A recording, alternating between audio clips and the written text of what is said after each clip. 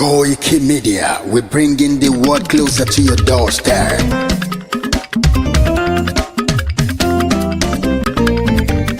KOIKIMEDIA, KOIKIMEDIA, KOIKIMEDIA, we bringing the world closer to your doorstep. KOIKIMEDIA, KOIKIMEDIA, KOIKIMEDIA, we bringing the world closer to your doorstep. Àwọn sálára àgbà yìí dá, àwa ló láṣà àti èdè. Gbígbédè lárugẹ nílẹ̀ Oòduà o, àwa gangan ni bàbá. KOIKIMEDIA, KOIKIMEDIA, KOIKIMEDIA, we bringing the world closer to your doorstep. They never sabi wetin we carry for her. But they move closer before they go sabi. I said they never know wetin we carry for body. But they move closer before they go sabi. Ọ̀kín lọ lọ́jà ẹyẹ, kìnìún ló ló lajú. Ẹyẹ tó dorí kodò bí àdán ọgbẹ́jẹ lẹ́nu. Ká ṣiṣẹ́ fún ilẹ̀ bàbá wa, ká ṣiṣẹ́ fún ìlú bàbá wa, ká jùmọ̀ sowọ́pọ̀ ká lè tó dúdú àga. Odùduwà kò bá lè gbé wá. Ọmọ Odùduwà ṣègìrì, ẹ dìde fún ẹ̀tọ́ adúláwọ̀, ká lè jọ jùmọ̀ gbé délẹ̀ ìlérí, ká wálé gba ògo ilẹ̀ wa, ká ṣiṣẹ́ ká lè jọ gbàdé, ká lè gbàdé adé adúláwọ̀, àwa ni mọ̀lẹ̀ tí yóò tàn káàkiri. Ọmọ Odùduwà ni wá. KOIKIMEDIA, àwa là ń gbé tó lárugẹ. Ètò tó pọ̀jù owó tiwa mọ́ ni. Kásá ẹgbẹ́ polówó ọjà wá kájé bùgbà yín jẹ. Ètò tó pọ̀jù owó tiwa mọ́ ni. À ń gbé tó lárugẹ, à ń gbàsà lárugẹ. Ètò tó pọ̀jù owó tiwa mọ́ ni. News and sports ẹ máa rí gbọ́. Ètò tó pọ̀jù owó tiwa mọ́ ni. Ọmọ Ìjẹ̀bú alárẹ̀mí ló ní kí n máa ké tantan. KOIKIMEDIA ọlọ́lá gbajúmọ̀ mi o, máa bá ṣẹ̀rẹ̀ lọ o. Ọmọ Yorùbá nìyẹn, ọmọ Yorùbá tata o. À ń gbádùn rẹ, ọmọ Ìjẹ̀bú alárẹ̀mí, ṣẹ́yìn ló máa fi dìbò tẹ̀ mọ́lẹ̀ o. Ẹ̀yin lọ́mọ onígbò máa ń dé máa dé, ẹ̀yin lọ́mọ onígbò máa wọ̀ o. Igbó máa wọ̀ tó àjòjì ò gbọ́dọ̀ wọ̀, àjòjì tó bá wọ̀ bẹ́ẹ̀ á tẹ̀lé ní ẹbọra. Ẹ̀yin lọ máa náwó kóyìnbó tó dé, ìgbà tó yìnbó dé o, owó náà dẹ́ tún pọ̀ sí o. KOIKIMEDIA ṣàwa ní bàbá. KOIKIMEDIA àwọn ní bàbá. KOIKIMEDIA àwọn ní bàbá. Àdáńtọ́ àtúnpèrègèdè. KOIKIMEDIA àwọn ní bàbá. Àwa là ń gbé tó lárugẹ, jẹ́ ká jọ gbọ́ o. KOIKIMEDIA àwọn ní bàbá. Àtúnjà fẹ́tọ̀ ilẹ̀ wa, fẹ́tọ̀ ilẹ̀ Yorùbá. KOIKIMEDIA àwọn ní bàbá. Ọmọ Oòduà ni wá o, tọkàntọkàn. KOIKIMEDIA àwọn ní bàbá. Ikú tí ó ṣe bí lébi òsì, àdìmú bàbá iyọ̀. KOIKIMEDIA àwọn ní bàbá. We bring you up closer to your doorstep. KOIKIMEDIA àwọn ní bàbá. Afẹ́fẹ́ tó ń fẹ́ òòdùn kan gígò lára ni. KOIKIMEDIA àwọn ní bàbá. Àpèrègèdè Olódùmarè ló fún wa ṣe. KOIKIMEDIA àwọn ní bàbá. Gbogbo ayé ẹ gbọ́, àwa ní bàbá o. KOIKIMEDIA àwọn ní bàbá. Ẹ máa bọ̀ wá ẹgbẹ́ polówó ọjà yín wá o. KOIKIMEDIA àwọn ní bàbá. Odùduwà lágbédá ní, òtítọ́ lágbédá ní. KOIKIMEDIA àwọn ní bàbá. A kì í sọ̀dálẹ̀, a kì í sóníkèéta. KOIKIMEDIA àwọn ní bàbá. Àdúró tán, a tún pèrègèdè. KOIKIMEDIA àwọn ní bàbá. KOIKIMEDIA, we bring you work closer to your doorstep. KOIKIMEDIA is around To give us latest. Is around To give us latest. Ladies and gentlemen, Ẹ mú kalẹ̀ sílẹ̀, ẹ tẹ́tí ẹ gbọ́ ètò tó kojú owó. ladies and gentlemen, Ẹ mú kalẹ̀ sílẹ̀, ẹ tẹ́tí ẹ gbọ́ ètò tó kojú owó. KOIKIMEDIA is around. To give us latest.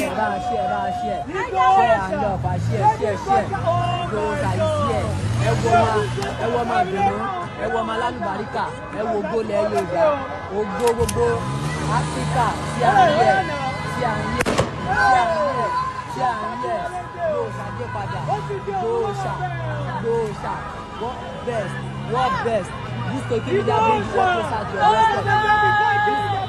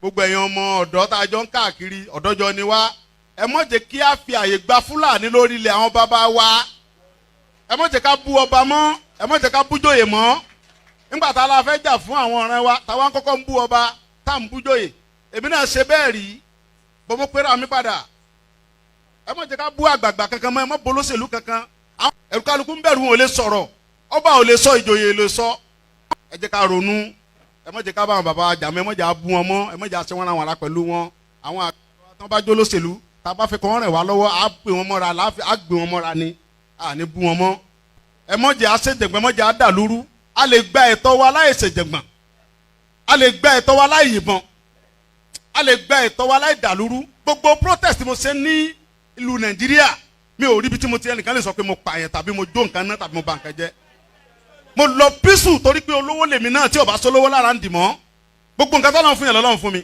mi ṣe tálákà tó dé pé mo dìde fún jà Yorùbá big man ni mi àwọn tó jẹ́ ọ̀rẹ́ mi tó súnmọ́ mi tó ní owó ní kí ni mo wá lọ bẹ̀ pé sọ́wọ́ lè mi mò ń fẹ́ ni kí n sọ yìí tí mo fẹ́ mo ní ìsọ̀rọ̀ owó àní ọ̀rọ̀ ìran mi ni mò ń sọ kí n wọ gbowó kí n gbéra kí n pé mò ń lọ ọ̀dọ̀ ọba àgbowó mò ń lọ ọ̀dọ̀ oníbodè òfin gbowó kí n kójó wọlé kọ́kàn mi balẹ̀ kí n dá wa mọ́tò kí n mọ́ rìn bọ̀ kí Fúlàní mọ́ dá mi dúró títì kí n délé kí bàbá sọ pé kí n gbé tírélà sùn kí n mọ́ gbé lọ àwọn bàbá wo lè lóko mọ́ wọn ò lè lóńdò ẹ jẹ́ ká fọwọ́sowọ́pọ̀ ká ti àwọn bàbá wa lẹ́yìn ká dá security ti wa lẹ̀ ká sọ fún wọn kí wọ́n bá wa fọwọ́ tì í ká lé wọn kó nu oko wa ẹ ṣé mo dúpẹ́ Jésù Olúwa wa.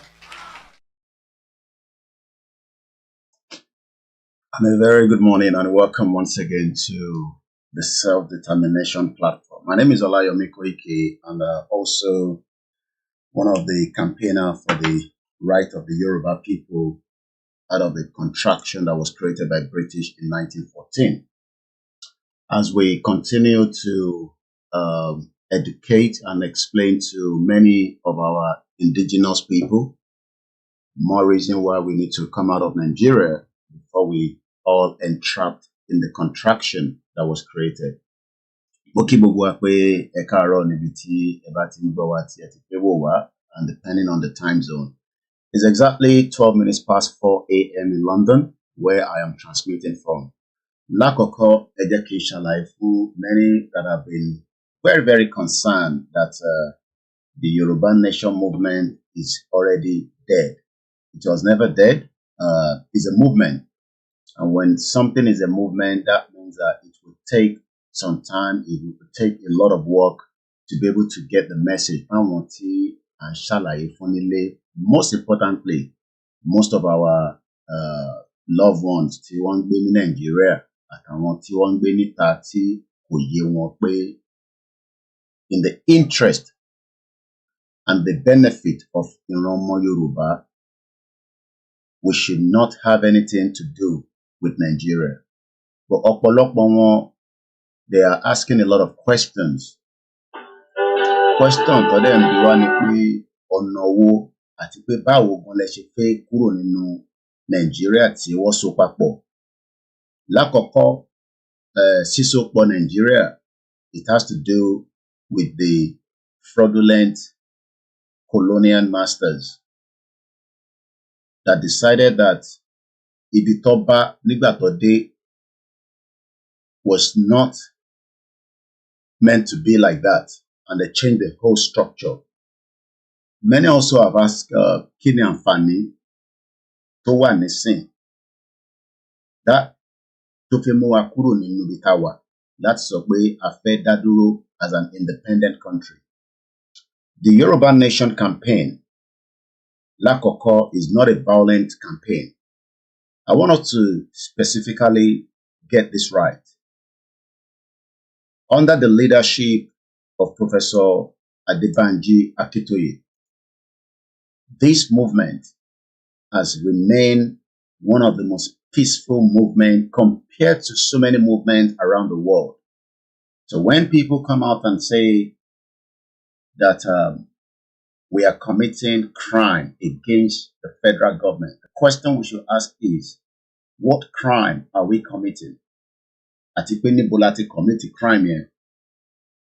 Because we know that under the United Nations Charter, under the European Union Charter, under the African Union Charter, Nigeria is a signatory to all different laws, international law, that bind Nigeria, that at some point in the creation of a country or in an existence of people, some people might stand up and say they need or ask for their needs.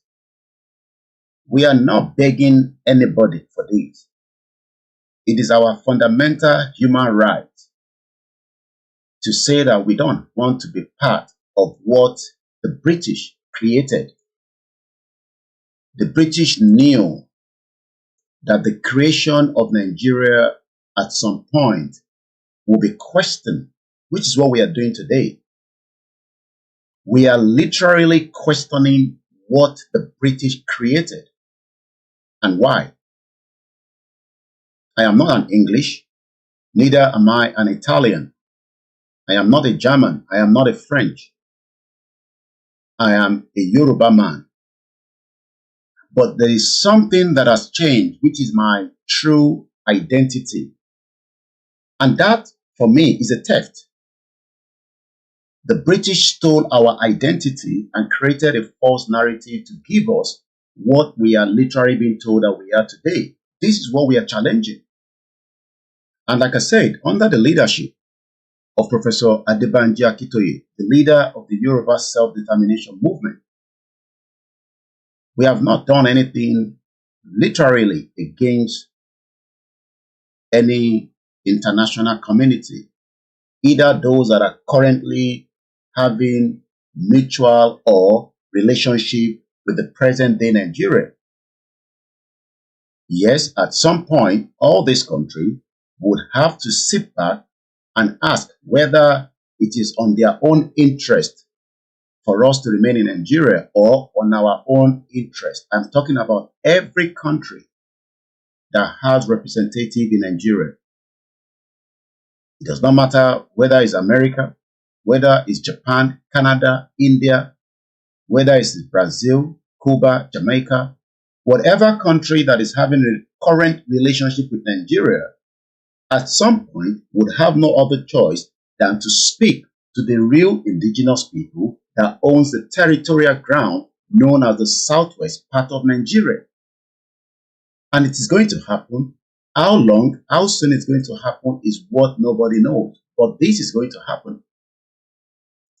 Some have also questioned who we are for us to decide on behalf of many of our loved ones back home, or our loved ones that are also residing outside Nigeria. My question is, we are the Yorubas that believe for us to question that, that critical part, that either we are true Nigerians or not.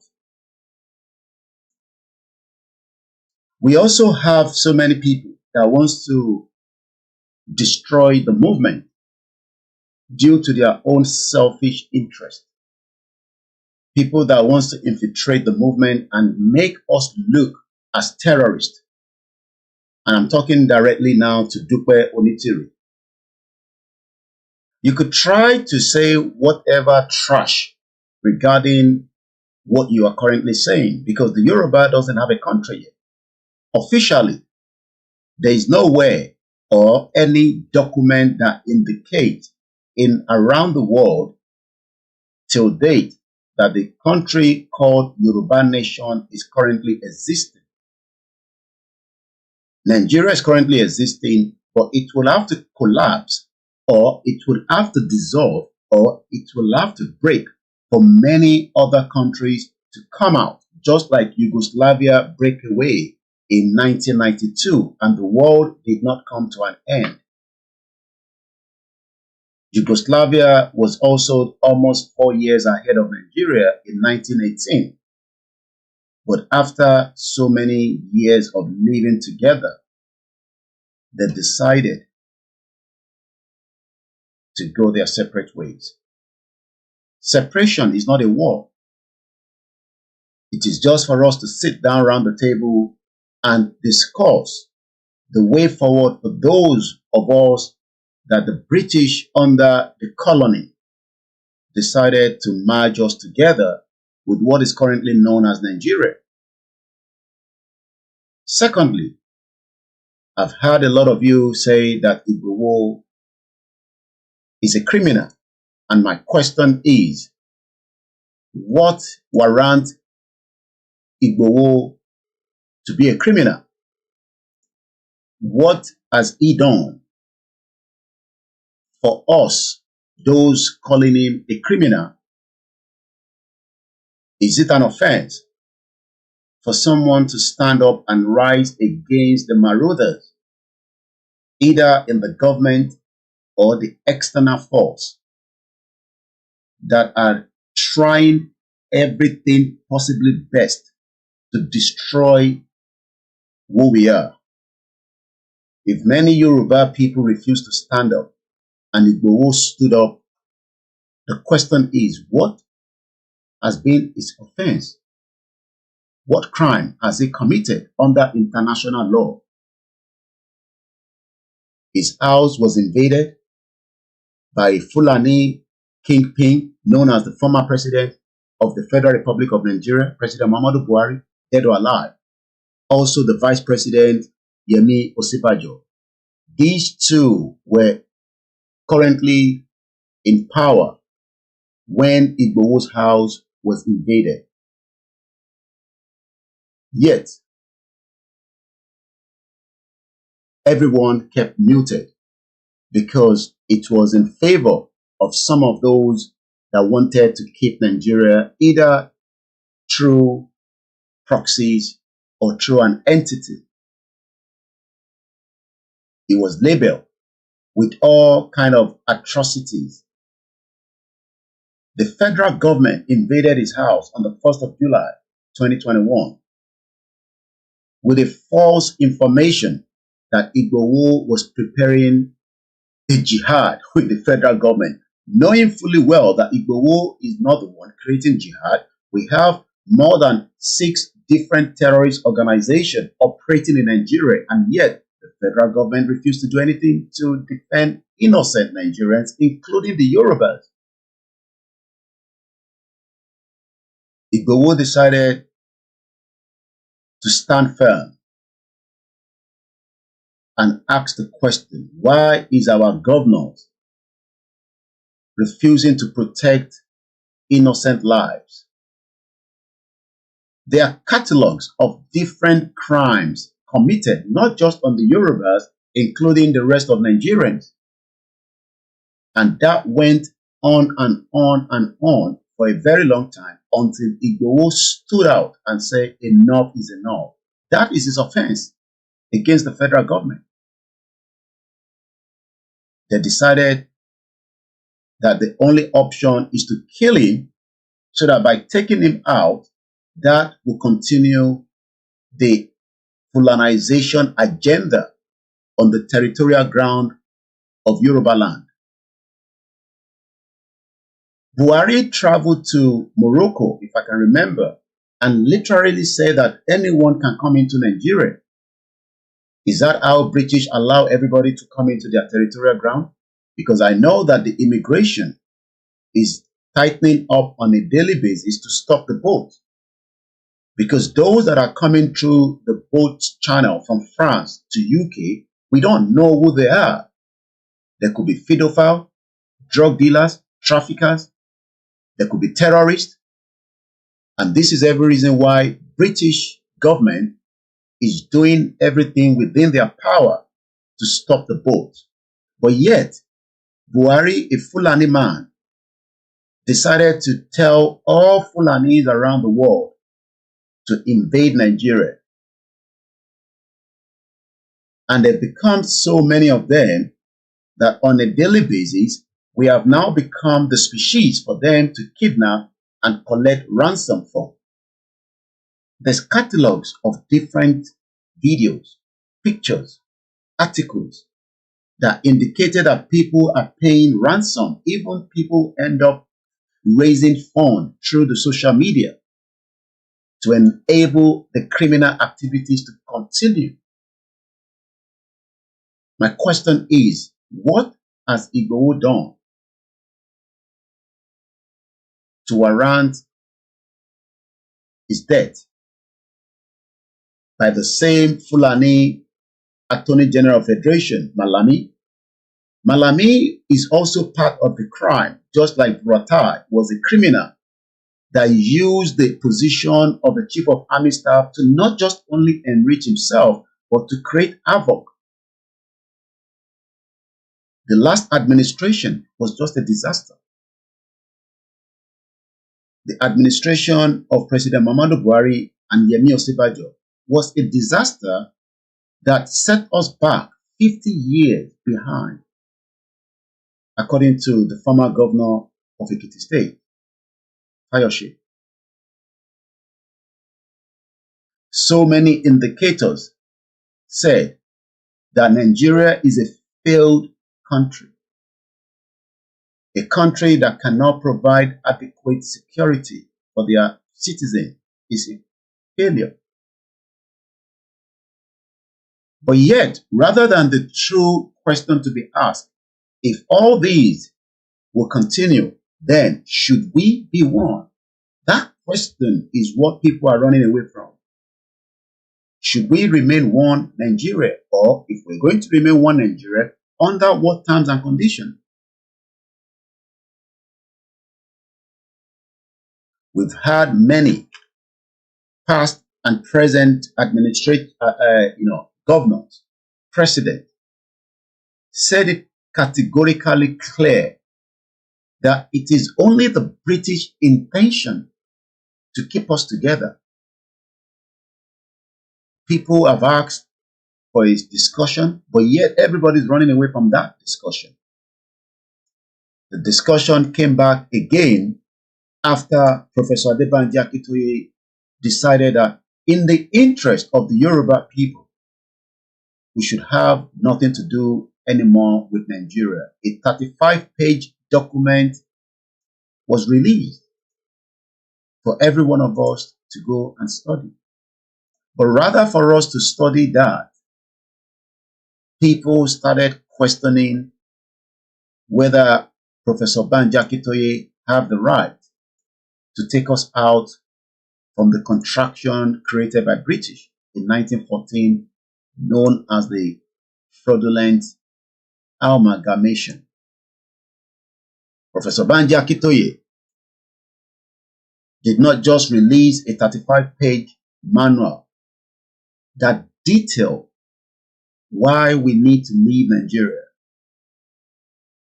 Let me give you the bit of background to what Professor Banji Akintoye told us regarding either we choose the noble path today, or at some point we might all sink with what is known as Nigeria.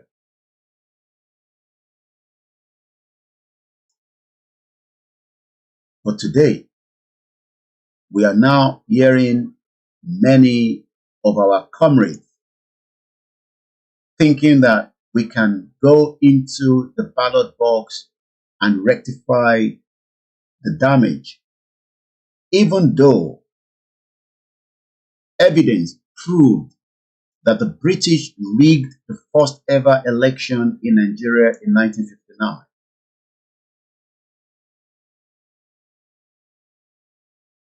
If the British knew that Nigeria, that also they are part of the creation, should we start questioning why Britain decided to be part of those that set up the 1953 Constitution? The 1953 Constitution was drafted in United Kingdom on behalf of those known as Nigerians. And even though many Nigerians probably does not even know that the drafting of the 1953 Constitution was all put together here in the United Kingdom. This is the reason why this platform has decided to educate and bring to speed many information that many of us around the world might not know. This is the reason why KOIKIMEDIA is also one of those among many media championing the cause of the right of the Yoruba people. This is the reason why KOIKIMEDIA refused to back out, so that we can give as many information to support and educate our people. The British never wanted such, but it is too late because of the kind of media that we have today. What you're looking in front of you on the screen right now is what is known as the LYTTLETON Constitution of 1954. Also, to my other side is the 35-page manual written by Professor Adebanji Akintoye, telling us categorically how we would come out of Nigeria through the peaceful means. Till date, Among all our campaign in the southwest of Nigeria, our campaign is not in the north. Neither our campaign is in the southeast. Our campaign has remained within the territorial part of what is known as Yoruba land. We have not moved out of our territory to go and campaign in the north. But we have seen people that have come down to the southwest and created havoc in disguise as herdsmen. These are not herdsmen. These are criminals, terrorists. Let's first touch on the LYTTLETON Constitution. What do we know by the LYTTLETON Constitution and who drafted this constitution? Who are those behind such a constitution? And can we say that Nigeria is still being operating as an corporate entity, as we have said so many times? Many Nigerians today do not have adequate information on why we should never keep Nigeria again. Let me first give us those behind this fraudulent constitution. These are the men. You can see that they don't resemble me, neither do they resemble anyone in the territorial ground of Nigeria. These are the Englishmen working on behalf of the colony as at the time that drafted the 1954 Constitution here in United Kingdom. A particular one that we are interested in is a man called Oliver Lytton. Oliver Lytton, 1st Viscount Chandos, KG, DSO, MC, PC, was born on the 15th of March 1893. He died on the 21st of January 1972. He was a British businessman from the Lytton family who was brought into the government during the Second World War, holding a number of ministerial posts. Let's give us a bit of his background. He was born in Mayfair in London. Lord Chandos was the son of the retired Honorable Alfred Lytton, the younger son of George Lytton, the 4th Baron Lytton. His mother was his father's second wife, Edith, daughter of Archibald Belfort. He was educated at Eton. Eton today remains one of the top-notch colleges in the United Kingdom. He also went to Trinity College in Cambridge. He served in the Grenadian Guards in the First World War, where he met Winston Churchill. Many of us will know Winston Churchill was a British statesman, soldier, and a writer who twice also served as the Prime Minister of the United Kingdom from 1940 to 1945 during the Second World War. He was awarded the Distinguished Service of Order, the Military Cross. From 1947 to 1955, he served as the first president of the Farnborough Rowing Club, Hampshire, in his Aldershot parliamentary constituency. As we have said so many times, Nigeria is a business center. Lytton was also into business. In August 1920, Lytton was invited to join the British Metal Corporation, a firm established at the instigation of the British government with the long-term strategic objective of undermining German domination of the metal trade. The question is, where would British or Britain get their metal from if not from Africa or Nigeria precisely?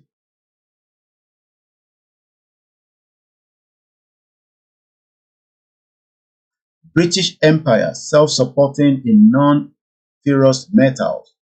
After a brief apprenticeship, Lytton served as a general manager of the corporation and subsequently as the managing director. The reason why I'm giving you the background of this gentleman is because we will come back to why his name was also used as the 1954 Constitution called LYTTLETON Constitution.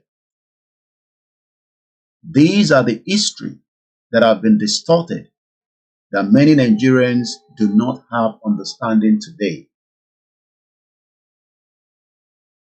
He became one of the small group of individuals who, through their multiple interlocking dictatorship, effectively controlled the global metal trade. Take note of that word, global.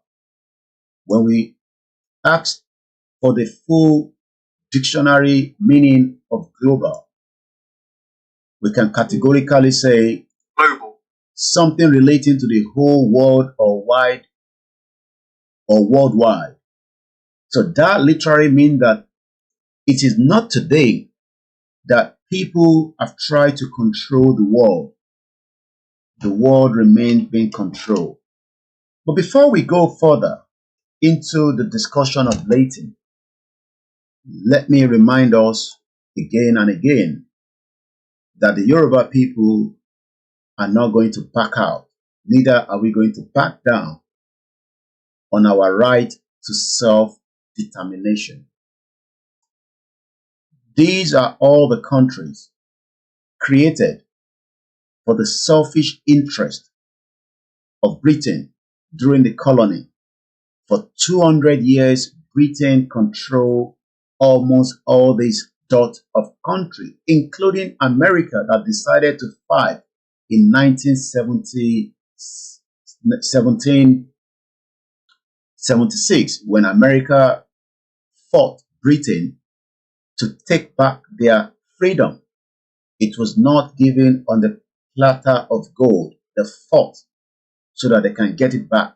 And today, many of Yorubas that reside in America that are now questioning people like us should check whether if America did not fight for their freedom in 1776, you will be able to live in America holding an American passport when we are also asking you to support the right of the Yoruba people on a noble global path to exit the shithole country that was created by Britain for their own selfish interest.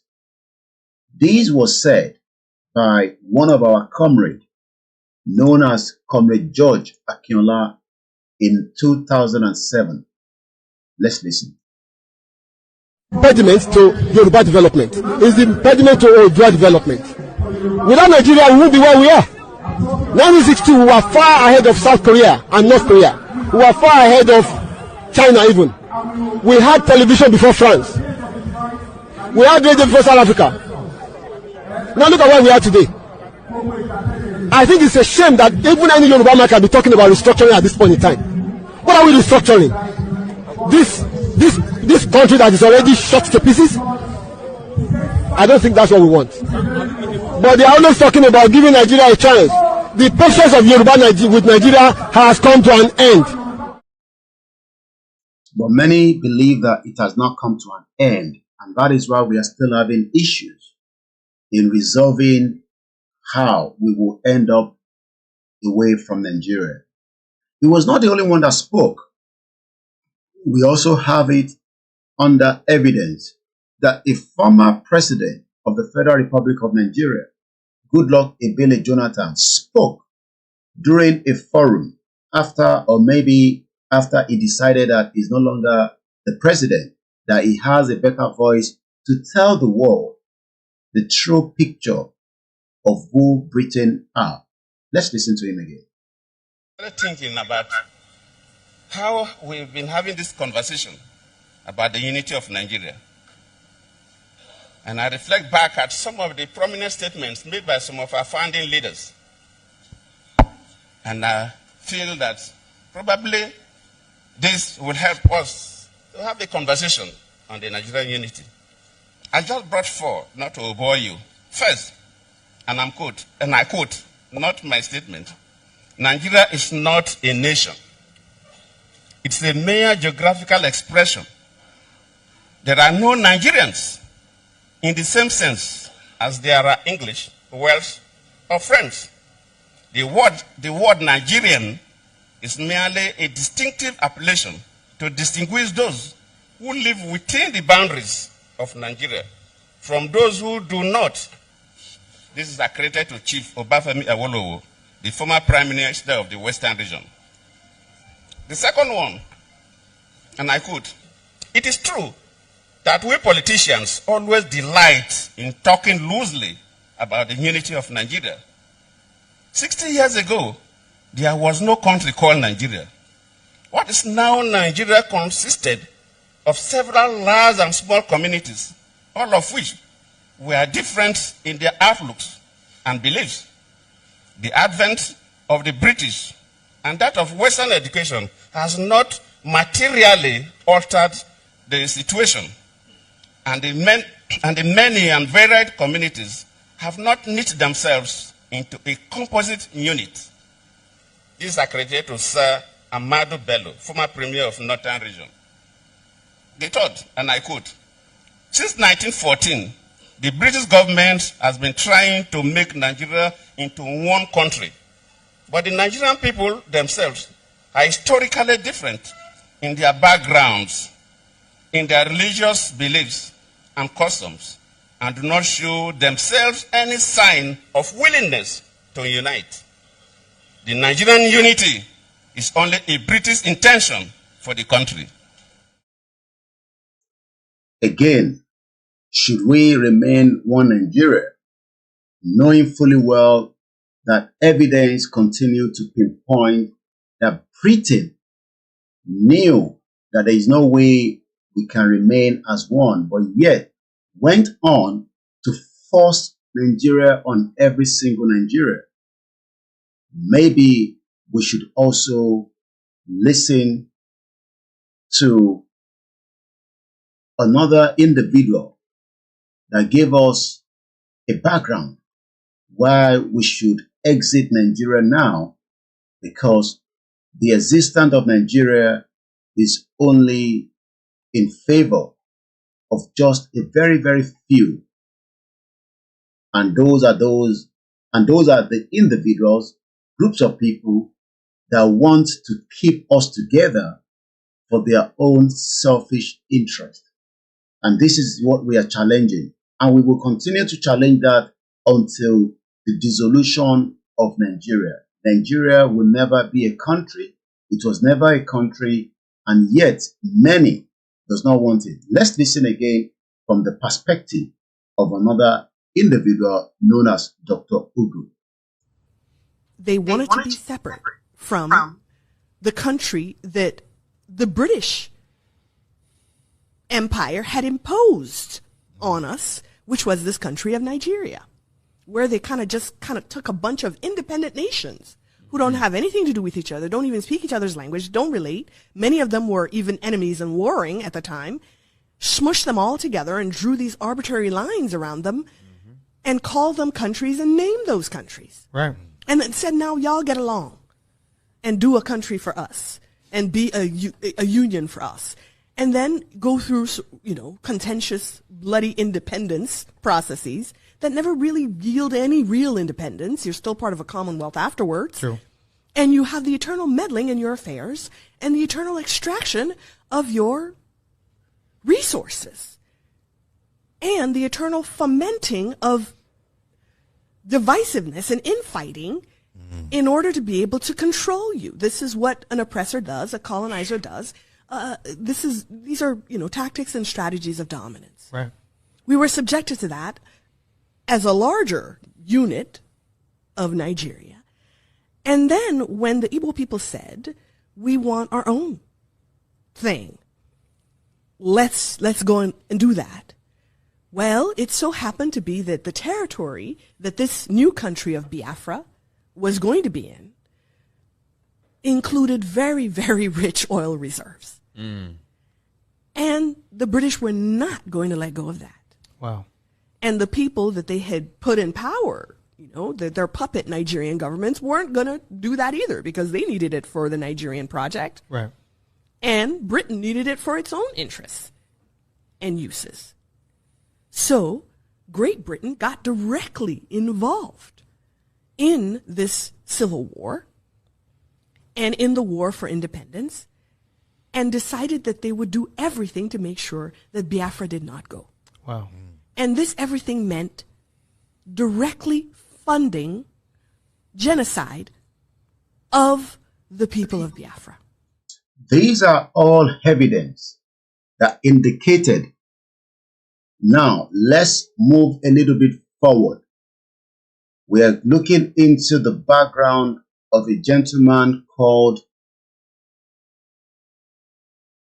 Oliver LYTTLETON, also known as the Oliver LYTTLETON 1954 Constitution. We've been telling you a bit of his background.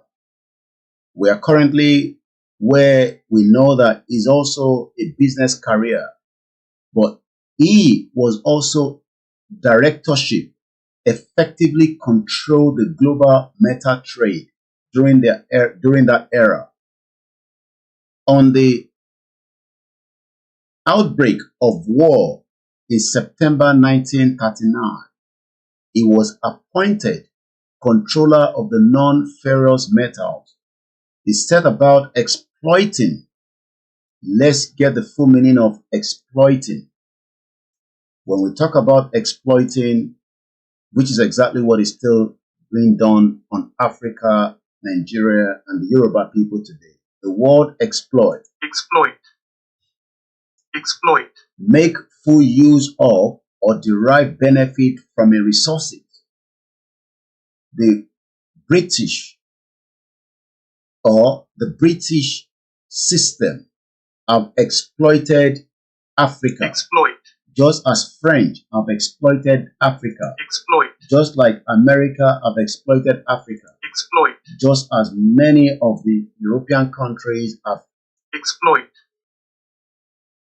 But when we go into the full meaning of exploit, are we being exploited as Yoruba people today? And is it right for us to sit back while we are being exploited?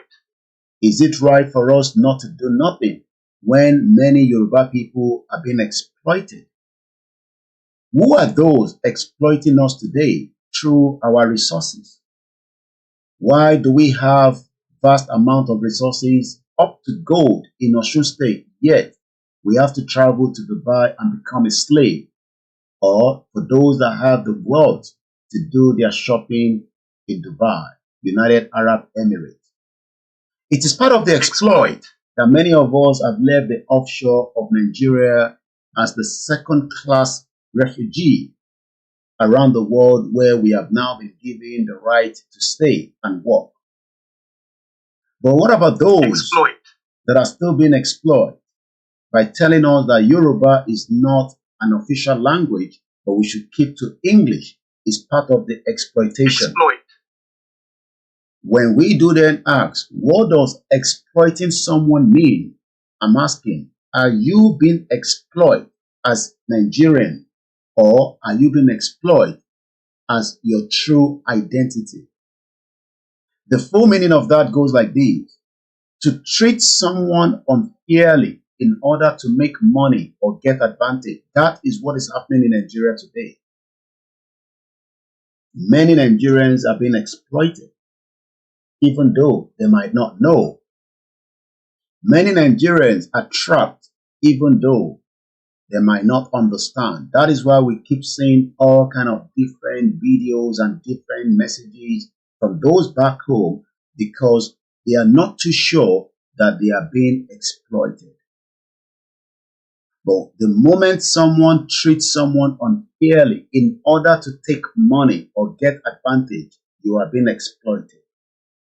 Many of us today that are Yorubas knows fully well that we have vast amount of resources under the ground, yet we are still as poor as so much of us cannot feed or have a better welfare system. Many àwọn èèyàn wa tó wà nílé bá ṣe ń sọ̀rọ̀ báyìí, wọ́n mọ̀ pé wọ́n exploit àwọn ni. Tó bá mọ̀ pé wọ́n exploit àwọn ni, ìjà tá gbé dání àjọ máa ṣe ni. Ìdí tí a ṣe ń sọ fáwọn tó wà nílé ni pé until you all wake up, make una wake up, that nobody will give you freedom without fighting for it. Either through a kind of discussion in this part of KOIKIMEDIA and many of such.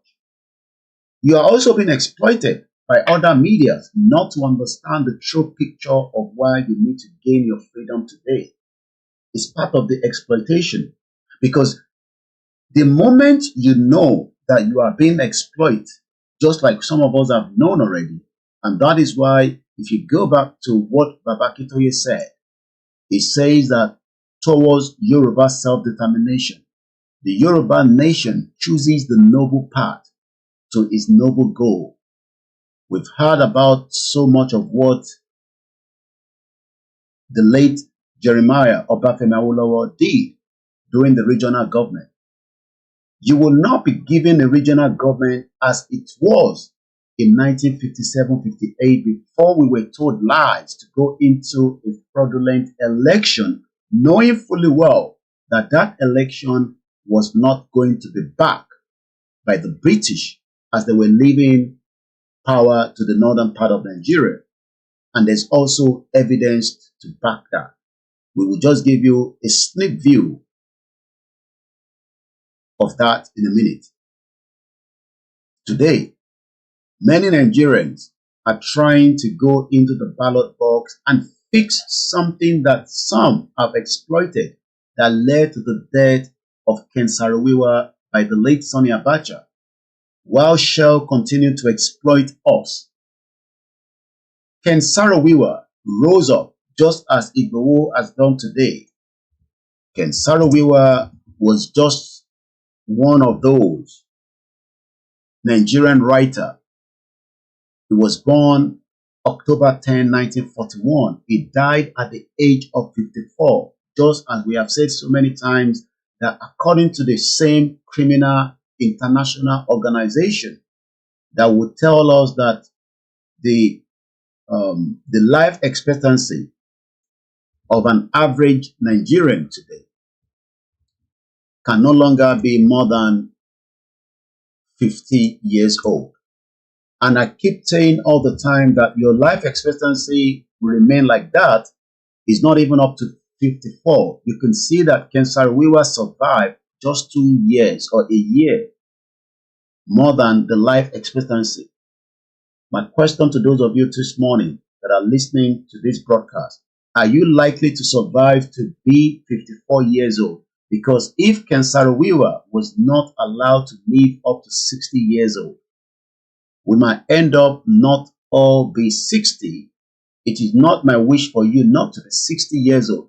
But according to what they are telling us, knowing fully well that they are the same sort of people exploiting us, the more you get exploited, the more you are not likely to raise up to 60 years old. And I can give us some of those that have never even been up to 40. Let's look at Tolulope Arotile. Tolulope Arotile was the flying officer known as Tolulope Oluwatoyin Sarah Arotile, was the first ever. I want us to take note of that. The same system trained her based on the fact that she was an intelligent Yoruba girl from Kogi State in Okun. She was not just an ordinary. She was a special breed by Eledumare. But the Fulani agenda was to make sure that the Yorubas would not survive up to 54. Tolulope Arotile was a female combat helicopter pilot in the Nigerian Air Force.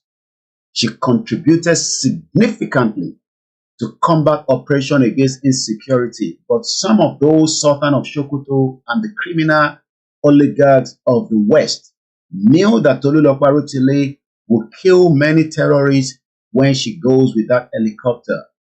Guess what? Tolulope Arotile was killed by the same Nigerian government, just as Dele Giwa was killed the same way in 1986 by Babangida. Today, Tolulope Arotile died just at the age of 24. She never gave birth. She never reproduced another generation. These are part of what we call exploitation. Many of you today in Nigeria, I'm talking to the Yorubas, your life is currently locked Babangida knew the importance of Delegiwa as far back as 1980. It took him out. Delegila was well-read, just as many Yoruba today are well-read, but you are all living in a impoverished life. You can no longer live the better life that would have been the way Eledumare wanted us to live. Let's look at somebody else again. Bamishe Anyonwola was another Yoruba beautiful girl. Till date, Bamishe was 2 years that she died in the hands of criminal in Lagos State that used her for ritual purposes. Bamishe left a mother. You can see the mother crying there. Bamishe left brothers, father. Bamishe's parents are still alive, but Bamishe did not survive 52 years old. She was murdered. She died at the age of 22, same year, more a little bit than Tolulope Arutile. Let's look at another one. Jumoke Oyeleke. Jumoke Oyeleke died during the July 3rd rally, a peaceful rally. She was killed by the Nigerian security. She died at the age of 25. Till date, nothing has been done. Jumoke Oyeleke was not even part of those in the rally ground. She's a Yoruba woman. She was selling the little speedent to keep her family together. Jumoke Oyeleke killed by the police bullet at the Yoruba Nation rally. The question I'm asking, is this how the British kill me when I go out and protest against whatever I feel like? The question is no.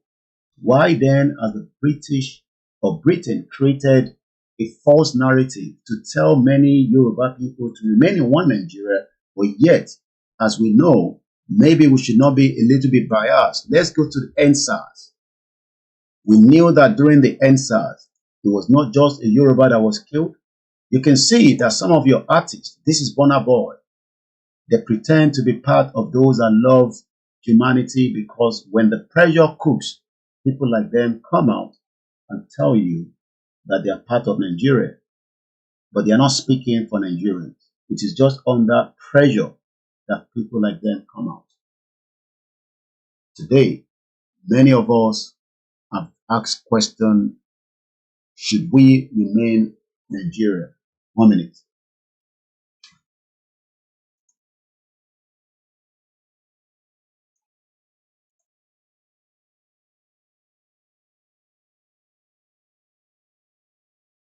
Gbogbo ẹ̀yin ọmọ ọ̀dọ́ tá a jọ ń káàkiri ọ̀dọ́jọ́ ni wá, ẹ má jẹ́ kí a fi àyè gba Fúlàní lórí ilẹ̀ àwọn bàbá wa. Ẹ má jẹ́ ká bú ọba mọ́, ẹ má jẹ́ ká bú jòyè mọ́. Nígbà tá a la fẹ́ jà fún àwọn ọ̀rẹ́ wa, táwa ń kọ́kọ́ ń bú ọba, tá à ń bú jòyè. Èmi náà ṣe bẹ́ẹ̀ rí, bọ́ mo pera mi padà. Ẹ má jẹ́ ká bú àgbààgbà kankan mọ́, ẹ má bolóṣèlú kankan. Ẹ̀rù kálukú ń bẹ̀rù wọn ò lè sọ̀rọ̀, ọba ò lè sọ, ìjòyè lè sọ. Ẹ jẹ́ ká ronú. Ẹ má jẹ́ ká bá àwọn bàbá jà mọ́, ẹ má jẹ́ bú wọn mọ́, ẹ má jẹ́ ṣe wọ́n ra wọn pẹ̀lú wọn. Àwọn àgbà tán bá jó lóṣèlú, tá a bá fẹ́ kọ́ wọn rìn wá lọ́wọ́, á gbé wọn mọ́ra, á gbé wọn mọ́ra ni, à ní bú wọn mọ́. Ẹ má jẹ́ àṣejẹ̀gbọ́n, ẹ má jẹ́ àdàlúrú. A lè gba ẹ̀tọ́ wa láì ṣèjẹ̀gbọ́n, a lè gba ẹ̀tọ́ wa láì yìnbọn, a lè gba ẹ̀tọ́ wa láì dàlúrú. Gbogbo protest mo ṣe ní ìlú Nàìjíríà, mi ò rí ibi tí mo ti ẹnìkan lè sọ pé mo pààyàn tàbí mo jó nǹkan náà tàbí mo bà nǹkan jẹ́. Mo lọ písù torí pé olówó lèmi náà, tí ò bá sólówó lára ń dì mọ́. Gbogbo nǹkan tọ́lọ́run fún yẹn lọ́lọ́run fún mi. Mi ṣe tálákà tó dé pé mo dìde fún jà Yorùbá. Big man ni mí, àwọn tó jẹ́ ọ̀rẹ́ mi tó súnmọ́ mi tó ní owó ní kí ni mo wá lọ bẹ̀. Pé sọ́wọ́ ni mò ń fẹ́ ni kí n sọ yìí tí mo fẹ́, mo ní ìsọ̀rọ̀ owó. Àní ọ̀rọ̀ ìran mi ni mò ń sọ. Kí n wọ gbowó, kí n gbéra, kí n pé mò ń lọ ọ̀dọ̀ ọba àgbowó, mò ń lọ ọ̀dọ̀ oníbodè òfin gbowó, kí n kójó wọlé kọ́kàn mi balẹ̀, kí n dá wa mọ́tò kí n mọ́ rìn bọ̀, kí Fúlàní mọ́ da mi dúró ń títì, kí n délé kí bàbá sọ pé kí n gbé tírélà sùn kí n mọ́ gbé lọ. Àwọn bàbá wo lè lóko mọ́, wọn ò lè lódò. Ẹ jẹ́ ká fọwọ́sowọ́pọ̀ ká ti àwọn bàbá wa lẹ́yìn, ká dá security ti wa lẹ̀, ká sọ fún wọn kí wọ́n bá wa fọwọ́ tì í, ká lé wọn kó nu oko wa. Ẹ ṣé mo dúpẹ́, Jésù Olúwa wa.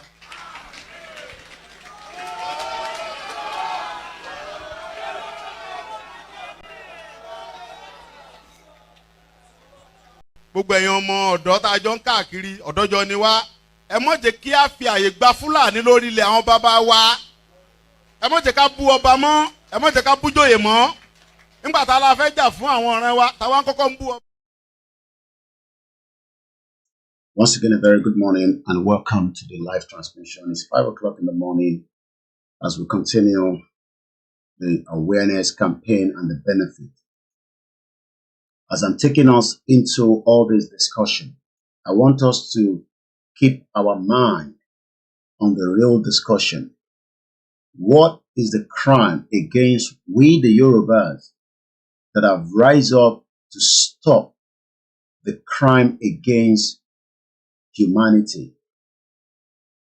I've given us few names, and we can go on and on up to the answers. Like I said, 2010, 2020, we saw how the Nigerian security killed many innocent Nigerians because of the brutality of the SARS, known as the Special Anti-Robbery Squad. My question is this the same way that the British police kill individuals when they come out and protest? We knew that even the Britain was sponsoring or supporting through mechanism of Nigerian police as at the time all this was happening. So I'm going to just take us back to the real conversation where we are. I've given us names and we can go on and on and on. But what are we truly fighting for today? Are we fighting because we hate Igbos? Are we fighting because we hate Hausas? Are we fighting because we hate each other? No.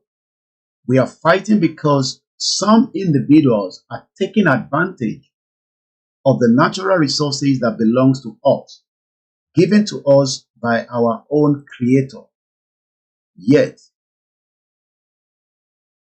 being told that we don't have access to it through the fraudulent system set up in Nigeria today. And like I said earlier, if we do nothing today, the next generation will suffer more. We are not the only countries around the world where people are rising up and demanding a review of what was set up in what is known as their country today. We are never going to back down. Self-determination is our right. And we are not the only one asking for that right. Let's listen to this. Other countries were refused at first, but we have to remember, and this is a really important point, that self-determination is an inalienable international right and a law as well. And other countries will recognise Scotland's democratic choice expressed at the ballot box. They will recognise that because that is the route that many other countries have taken in order to become independent.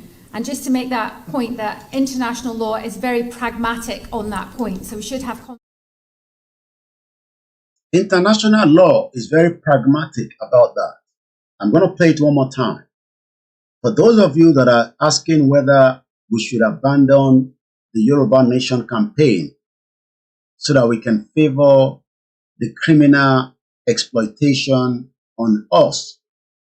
Every now and then we hear that we have the largest bitumen, but the question is we don't have the good roads. It is part of the exploitation. So who is taking the bitumen out of the Yoruba territory? Who is taking our timbers out of Yoruba territory? Who are those exploiting us that led to the innocent death in Bodija in January 16, where there was a bomb blast that led to many buildings and life as we speak to you today?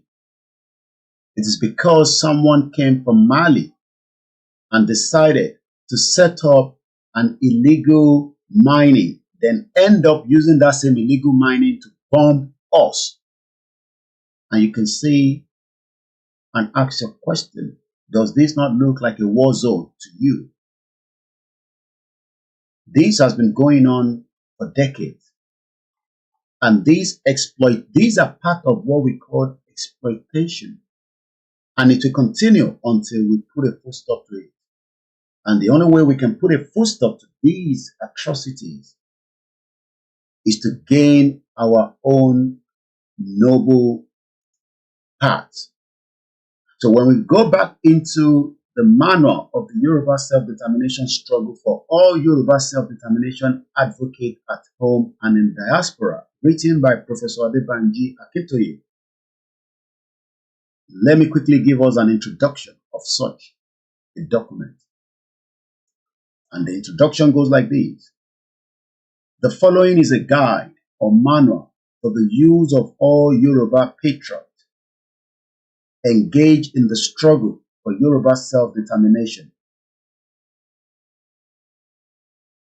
It supplies to all supporters of the self-determination struggle the kind of information that they will need to prosecute the struggle, and a supply guide to the struggle strategies and methods.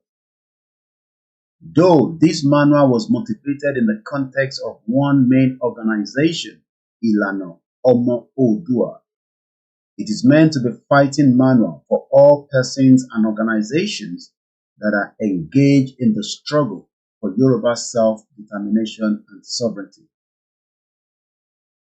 Our struggle is not just based on Chief Sunday Igboho. Our struggle is based on a noble path for a noble goal.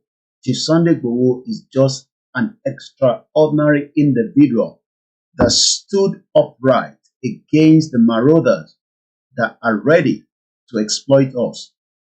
And we will continue. Not just pray for him, we will defend him. We will make sure that we protect him against the evil of the world. Very importantly, it is based on the fundamental character of the Yoruba nation as a civilization building nation. We can be an independent country and also being stopped to be exploited. The IMF will continue to exploit the current state of Nigeria and other African countries just like the World Bank. As long as your administration of this current government listen to the IMF, nothing is going to change in Nigeria until the dissolution of Nigeria. And Nigeria will dissolve because Nigeria will not be the first country to dissolve. Yugoslavia dissolved in 1992 as Nigeria was preparing for a fake election that was never going to come true. Abiola was deceived to go and contest by the same marauders known as the Fulani terrorists, from Babangida to the rest of them.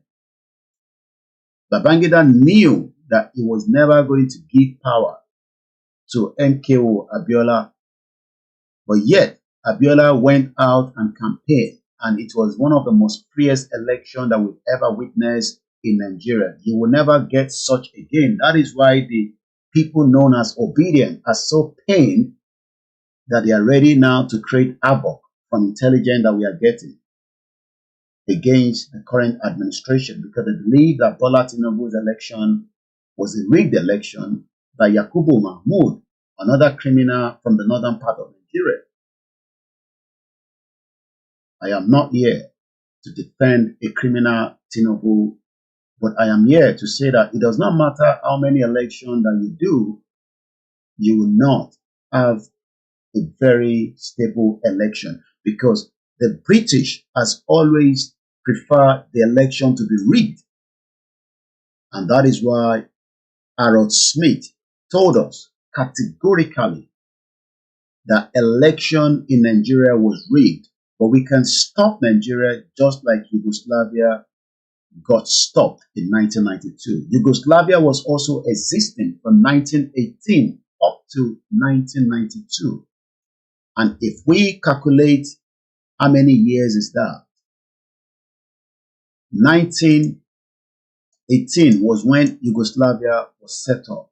It stopped being Yugoslavia in 1992. That is 74 years. Nigeria has gone past its due date, And when you have a food stock in the house that is gone past its due date and you consume that, you could be putting yourself and the life of your family in danger. We've seen it and we've heard that in some remote part of Nigeria, when something crawls into your stew and you are not aware and you consume that stew, you are likely to die. The reason many Nigerians will die before the dissolution of Nigeria is because Nigeria has expired. President Bola Tinubu does not have the capacity to fix the shithole country called Nigeria because it is a dead on arrival. He's wasting his time. President Bola Ahmed Tinubu will not be able to do such because Tinubu knew that Buhari killed Nigeria 50 years backwards. But Tinubu also, as another criminal, is ready to eat out of Nigeria through his proxies from Dele Alake to his chief of army staff to his chief of staff, Gbajabiamila, another criminal that told us at the beginning of this administration, Gbajabiamila came out and said that Tinubu will only be able to fix Nigeria by the will of Almighty Allah. And I asked Gbajabiamila, what about those of us that doesn't believe in Allah? This is what Gbajabiamila told us there. The weight of Nigeria is not the weight that any normal, ordinary human being can carry, except with the help of Almighty Allah. So if the weight of Nigeria cannot be carried by any ordinary human being, the question then is, it is right for us to dissolve the shithole country rather than waiting for the Almighty Allah. I don't believe in Allah. I believe in Ifa. So is Gbajabiamila forcing Allah on me because the weight of Nigeria is just too much for President Bola Ahmed Tinubu? These are the criminal proxies. Gbajabiamila was also one of the criminals that took money in America, a client money, and returned to Nigeria and set up a political party of his choice. Let's come back again to the conversation. My name is OLAYOMI KOIKI. We know that ethnic cleansing will continue should you remain in Nigeria, but we can dissolve Nigeria just as Yugoslavia was dissolved 74 years after their existence. But many Nigerians refuse because they are hoping that one day they will also become one of the crazy politicians and buy bulletproof cars and have money and spend from the same crime against other ethnic indigenous people. And we are not tribes. I am a Yoruba man, proud Yoruba man. It is Britain that created why we are called Nigeria today, and we will break that shithole country from outside Nigeria. Educating many of you, you will get so much angry, you will have to come out at the appropriate time and stop the menace. It was done before by other countries. We will do the same thing, but it can still be done in a noble global path. That is, if only our politicians are ready. Let's listen to this as well. Every one of us must rise up. The armed forces are not neutral. They collude. They collude. They collude with the armed bandits that kill people, kill Nigerians. They facilitate their movements. They cover them. If you are depending on the armed forces to stop the killings, you will all die one by one. Many of such evidence still exist. But the major one is, what will be the benefit should Yoruba people pull out of Nigeria? Do we have upper edge? Yoruba that thinks that election can resolve this problem. We've now seen that election cannot resolve it because Tinubu is now the president, but yet it has not put food on your table. We've seen Tinubu become the president, yet it has created much more tension between the Southeast, because some of them are coming out to say that Tinubu has given Igboho leeway to get into Nigeria. You must all be crazy. I repeat that again. If anyone is thinking that Tinubu has given Igboho the leeway to come into Nigeria, the question is Yoruba land no longer Igboho's territory? Who are the DSS to tell us what Igboho has committed when the same DSS refuse to go after the criminals inside the territorial ground known as a fake country created by British? So when those that are crying their head out, either from the Southeast, the Middle Belt, the Hausas, that Igboho stroll into Nigeria, yes, he has every right to stroll back into Nigeria because he has not committed any crime. If you like set up many Twitter space, it does not make any inch because Igboho has not done anything to warrant his arrest, not to talk about being tried to be killed. So when some of you are crying on the social media, you might as well go into the nearest river and jump into those rivers and die. It will be in your own interest. Because the question is, we have terrorists operating in Nigeria. We saw the former Chief of Army Staff, T.Y. Danjuma, told us that if you do not protect yourself, you will be wiped off. During the Christmas, over 600 innocent lives were killed in Plateau State. Tinubu do not have the balls to protect people. So those of you that are crying out on a daily basis, I've had many of you are opening Twitter space and all kind of forums. You better start crying, because your cry is just the beginning. Nigeria will dissolve, but it will either dissolve through the noble path under the leadership of Professor Banji Akintoye. That stated again, this manual is also intended to provide to the wide world the basic details of the Yoruba nation's reasons. We have reasons why we want to go out of Nigeria. Those reasons is now being seek to assert its self-determination and the sovereignty separate from Nigeria. And separation is not a war. If we say we want to separate out of Nigeria, it doesn't call for war. We are not fighting war. Those that are fighting war is Ukraine versus Russia, Israel versus Palestine, Sudan, Ethiopia versus Ethiopia and the rest of other countries that are currently fighting war.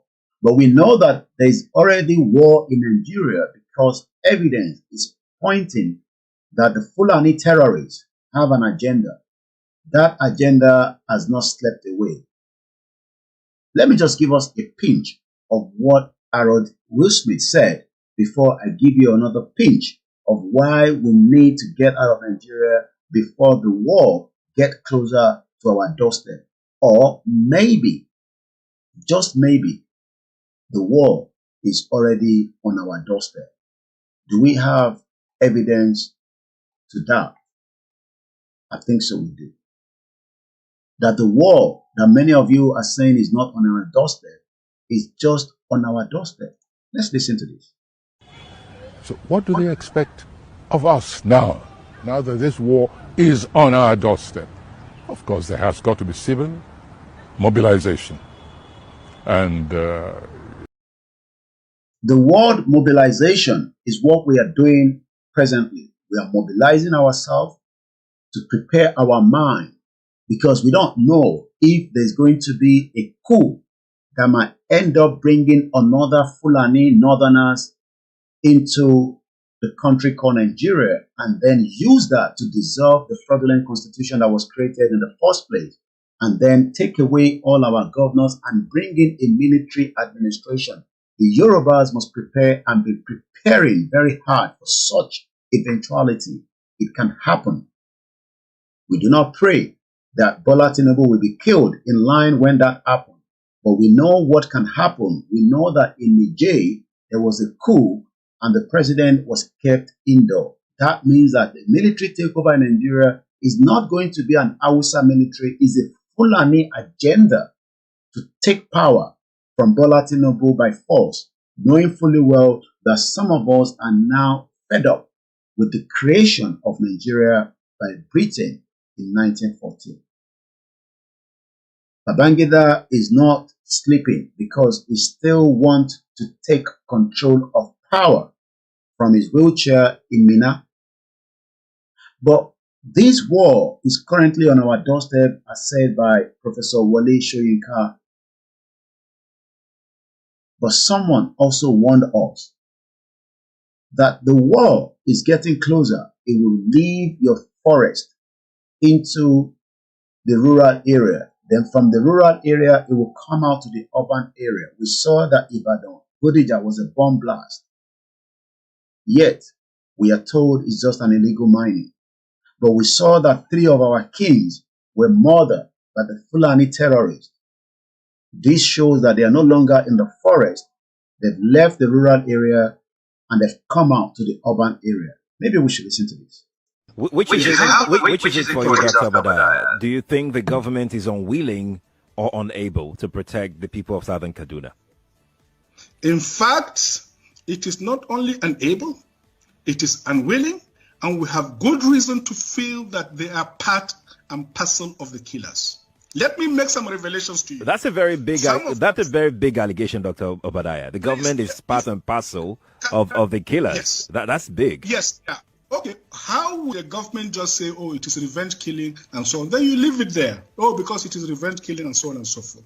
The body language of this administration, the body language of the state government shows clearly that they have a hand in the killings. No doubt about it. Because, you see, General Abacha, and people don't give him his due.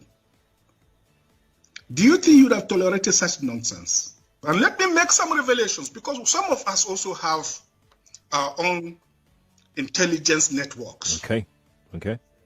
Have met with some of the bandits. We have met with some of their high commanders. 1 or 2 who have repented. They have sat down with us, not once, not twice. They told us that one of the northern governors is the commander of Boko Haram in Nigeria. Boko Haram and the bandits are one and the same thing. They have a sophisticated network. During this lockdown, their planes were moving up and down as though there was no lockdown.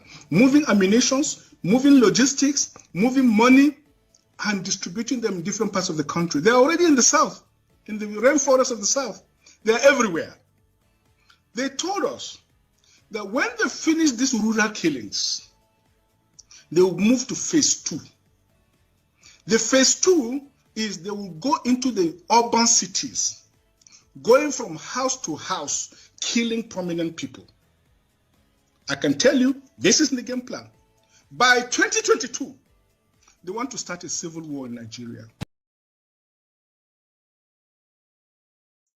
They want to start a civil war in Nigeria. Yet, many Nigerians do not think that the civil war is currently on our doorsteps. All these are evident, but the real one started before the independence of Nigeria. Let's listen to this. Hello. And Mrs. Karen Smith, welcome to the program. Thank you. May I say how delighted we are to be on Passion. We've looked forward to speaking to an African television station for decades. This is something we have looked forward to for such a long time, and we are so happy to be here. Thank you. Mr. Aaron Smith was a young, bright, and principled Oxford University graduate who was recruited by the Colonial Office and posted to Nigeria. He took his final examination a year ahead of his class. He also married Mrs. Carol Smith, whom he met while they were both at Oxford University. Together they went to Nigeria, where they had their 2 children. Mr. Aaron Smith, you were featured in a program recently by BBC Radio 4, yes. Titled Document, yes. And that was hosted by Mr. Mike Thompson. Yes. You are alleged that the British government rigged the first and most important election in the history of Nigeria in 1959 in favor of the North. Am I correct? Yes. How long were you in Nigeria for? From 1955 to 1960. and we were based in Lagos. I was on the staff of the Department of Labour. I was largely occupied with employment problems, all the employment exchanges, and statistics and international reports, and was kept pretty busy. I was also stationed in Lagos in charge of the capital and the port. I was the port labour officer as well, and I also devised a port labour scheme and later a social security scheme, which was one of the first in Africa, which guaranteed workers some income after they'd finished work. It was a providence scheme. As I say, it was called the National Providence Scheme, and I was very proud to have put that on the statute book. I was going to ask you what your role is. You've mentioned 3 important. Is there any particular name given to your office while you were there? Just labour officer. I was a labour officer, a senior civil servant. Okay. I only intended to stay in Lagos initially for 2 tours of duty. Although, because of this conflict with the elections, there were difficulties. Actually, government wouldn't let me leave the civil service. They were determined that I should stay in the civil service after my 2 tours. And I was offered very considerable incentives, including a knighthood,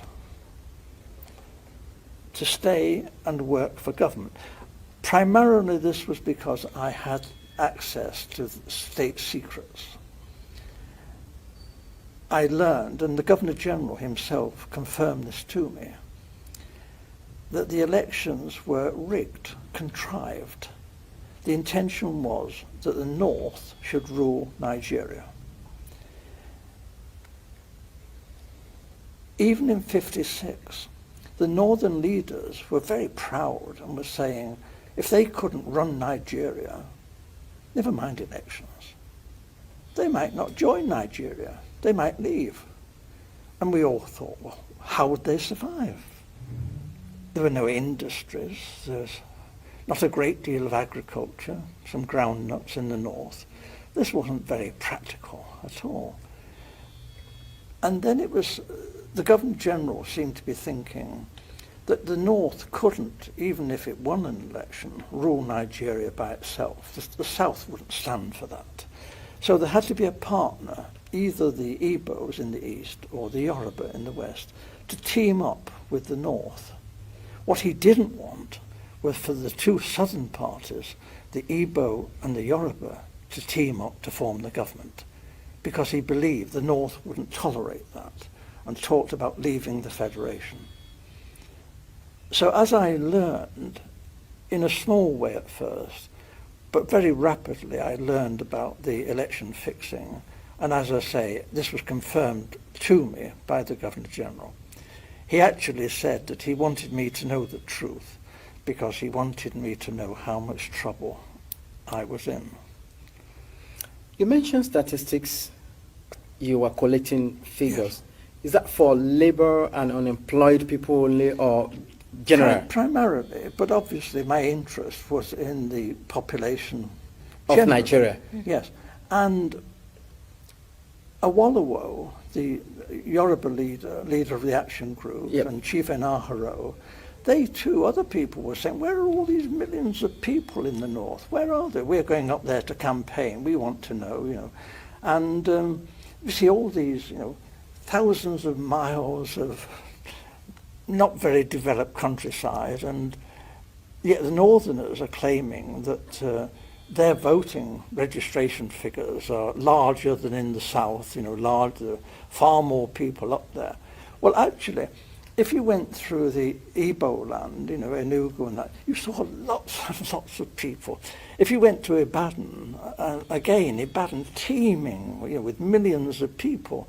But we didn't actually see many northerners, and obviously not many northerners at that time came to Lagos. So this did arouse suspicion. Now, the Europeans, you know, not stupid, we are watching what's going on in Nigeria, and we too are beginning to feel there's something not quite right here, that maybe the elections are not going to be as straightforward as they're meant to be. Nigeria was being described as the showcase of democracy, and it was expected that the nationalist leaders would win through. But actually, when the election results were announced by the Governor-General, before the vote was even in, he didn't vote, didn't count for that, he didn't wait for that. I have to tell you, the British were counting the votes, and the British cannot be trusted. They look after their friends. Loyalty is the big thing for the British. And we were friends with the emirs of the north. We looked on people like Inaharo and Awolowo as rather dangerous people. They might even be communists. That's ridiculous, actually. They couldn't be communists in 1,000 years. But this was a sort of thing that was being said. And we were, Europeans, were getting a bit worried about all this. It wasn't quite the honest, straightforward election that we were hoping for. Apart from Professor Anderson and Dr. Patrick Wilmot that supported your submission on the rigged election, there were other people who also served in the colonial office in your days. I mean, who opposed to this submission? Initially, I was warned of what was going on by my senior officer, a Major Bunker. I didn't know, and I knew that the Governor-General had directed me to take all the office staff of the Ministry of Labour to help Chief Okoti Igbo in politics. I will just leave that for now. This is why some of us are saying to those of you in Nigeria, there's no amount of election either the Americans are telling you or the Britain are telling you will bring that unity that you are looking for. So we're going to go back to the real conversation again. Oliver Layton. Oliver Layton then goes into a political career, just like any other countries around the world. Remember, he was one that also called the Layton Constitution. So when some of you hear the Layton Constitution, this is the man, Oliver Layton. He's the one that also kept his name in our 1954 Constitution. Many Nigerians don't even know this. I mean, you ask yourself, they are so powerful that they decided to even use their name on us. Let's give us a political career of this gentleman. Chandos entered Parliament as a Conservative Member of Parliament, known as MP for the Aldershot, in a wartime. By election in 1940, he was sworn in of the Privy Council the same year.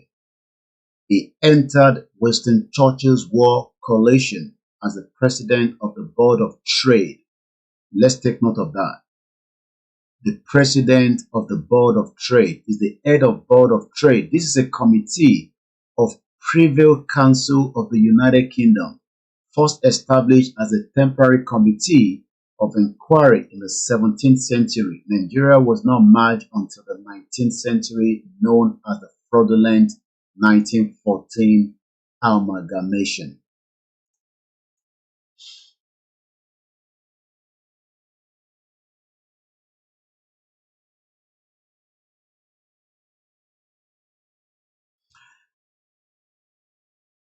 Also, moving forward,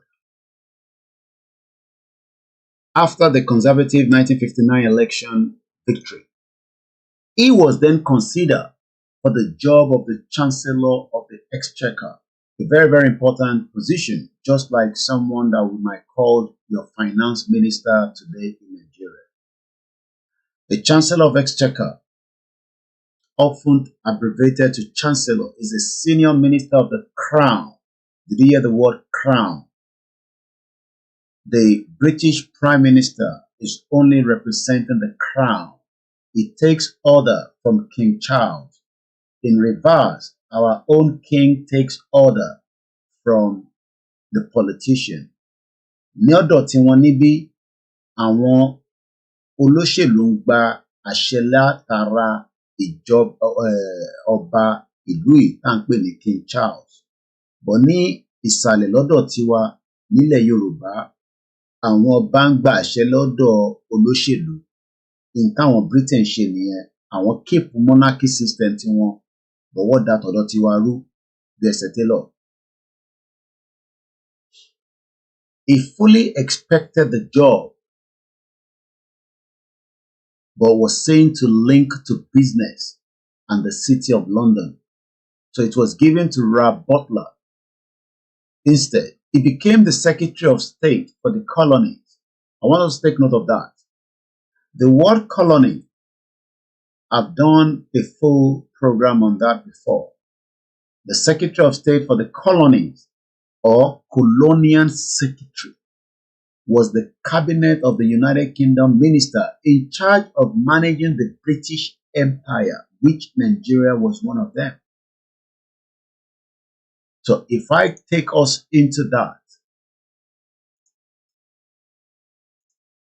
once again, a very good morning to many of us that have joined the conversation.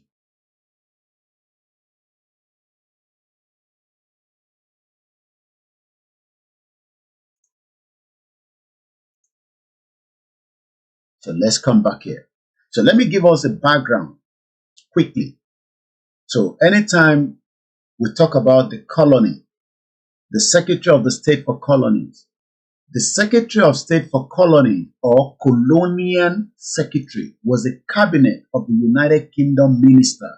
So what the British did was they set up a particular cabinet that operates on behalf, or what they call in charge. If you look at there, it says in charge. So in charge of what? In charge of the British Empire. And if we go back again and try to understand what is the British Empire, the reason why we have to keep explaining all this is to tell many Nigerians that we can never be won. The British Empire knew what they wanted. What they wanted is different from what we wanted. The British Empire, according to what we have here, goes quickly like this. Comprises the dominions, colonies, protectorate, mandate, and other territory that were ruled or administered by the United Kingdom and its predecessor state, which Nigeria was one of them. And that is how LYTTLETON became one of those, because according to what we had or what we have been reading earlier, he was given a position called the Secretary of the Colony, a position which he held until 1954, which gave us the 1954 Constitution.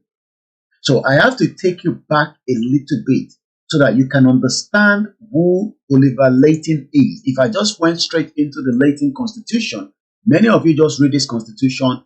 Even some of us say it's the best Constitution. Some of us say it's not the best, but that is not the issue. The issue is, who are those behind the Constitution?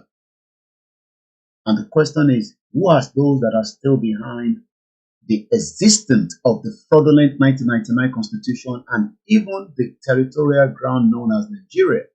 So Oliver LYTTLETON is someone that have taken us through his background before we go into that Constitution.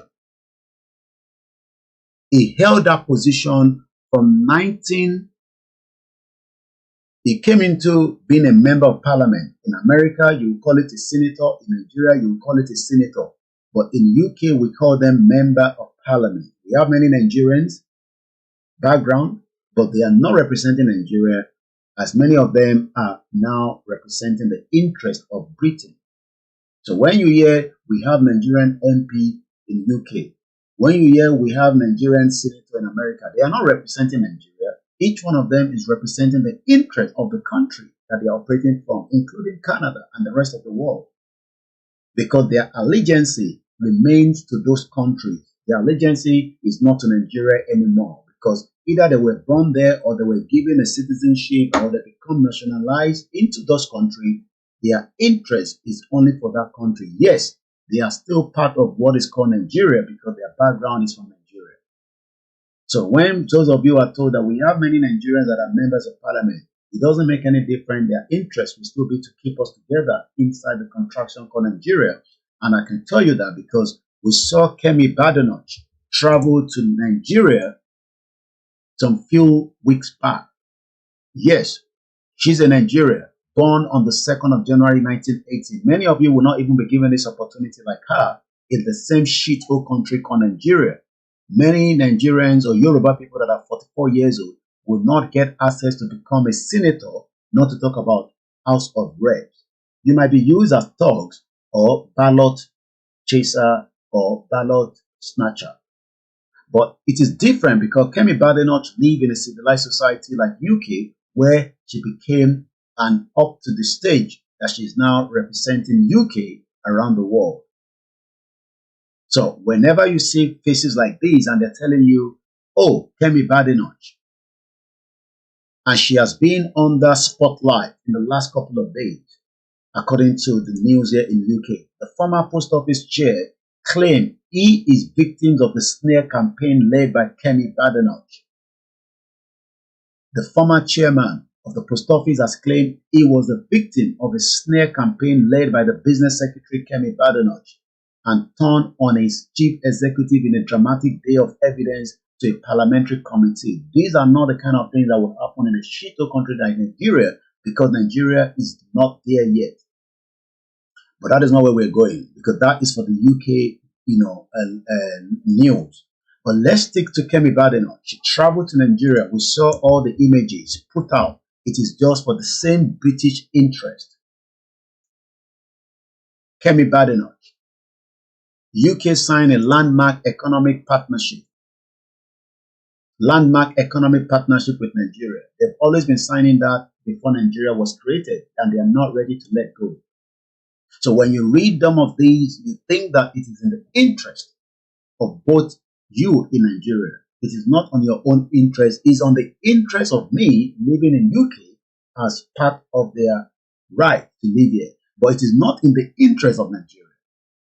So this was published according to the government website in UK, dated 13th of February 2024, just some few weeks back. Kemi Badenoch to sign the first of its kind trade and investment partnership. Partnership will build a strong UK-Nigeria trading relationship worth £7 billion and unlocking new opportunities in sectors such as legal, financial, services, and energy. Keep the eye on the energy. The energy is the most important for UK. UK is no longer getting energy from Russia, as Russia is no longer in good terms with the West. And we know that because Russia was supplying enough energy to the West until the war between Russia and Ukraine came into the limelight. So today, UK is running around the world to secure enough energy to keep some of us that are living in the cold weather where we need those energy. The visit comes as UK energy firm. Did you hear that? I told you it's all about the energy. It has nothing to do with other services or legal or financial. That is just something to keep away your eyes from the real picture.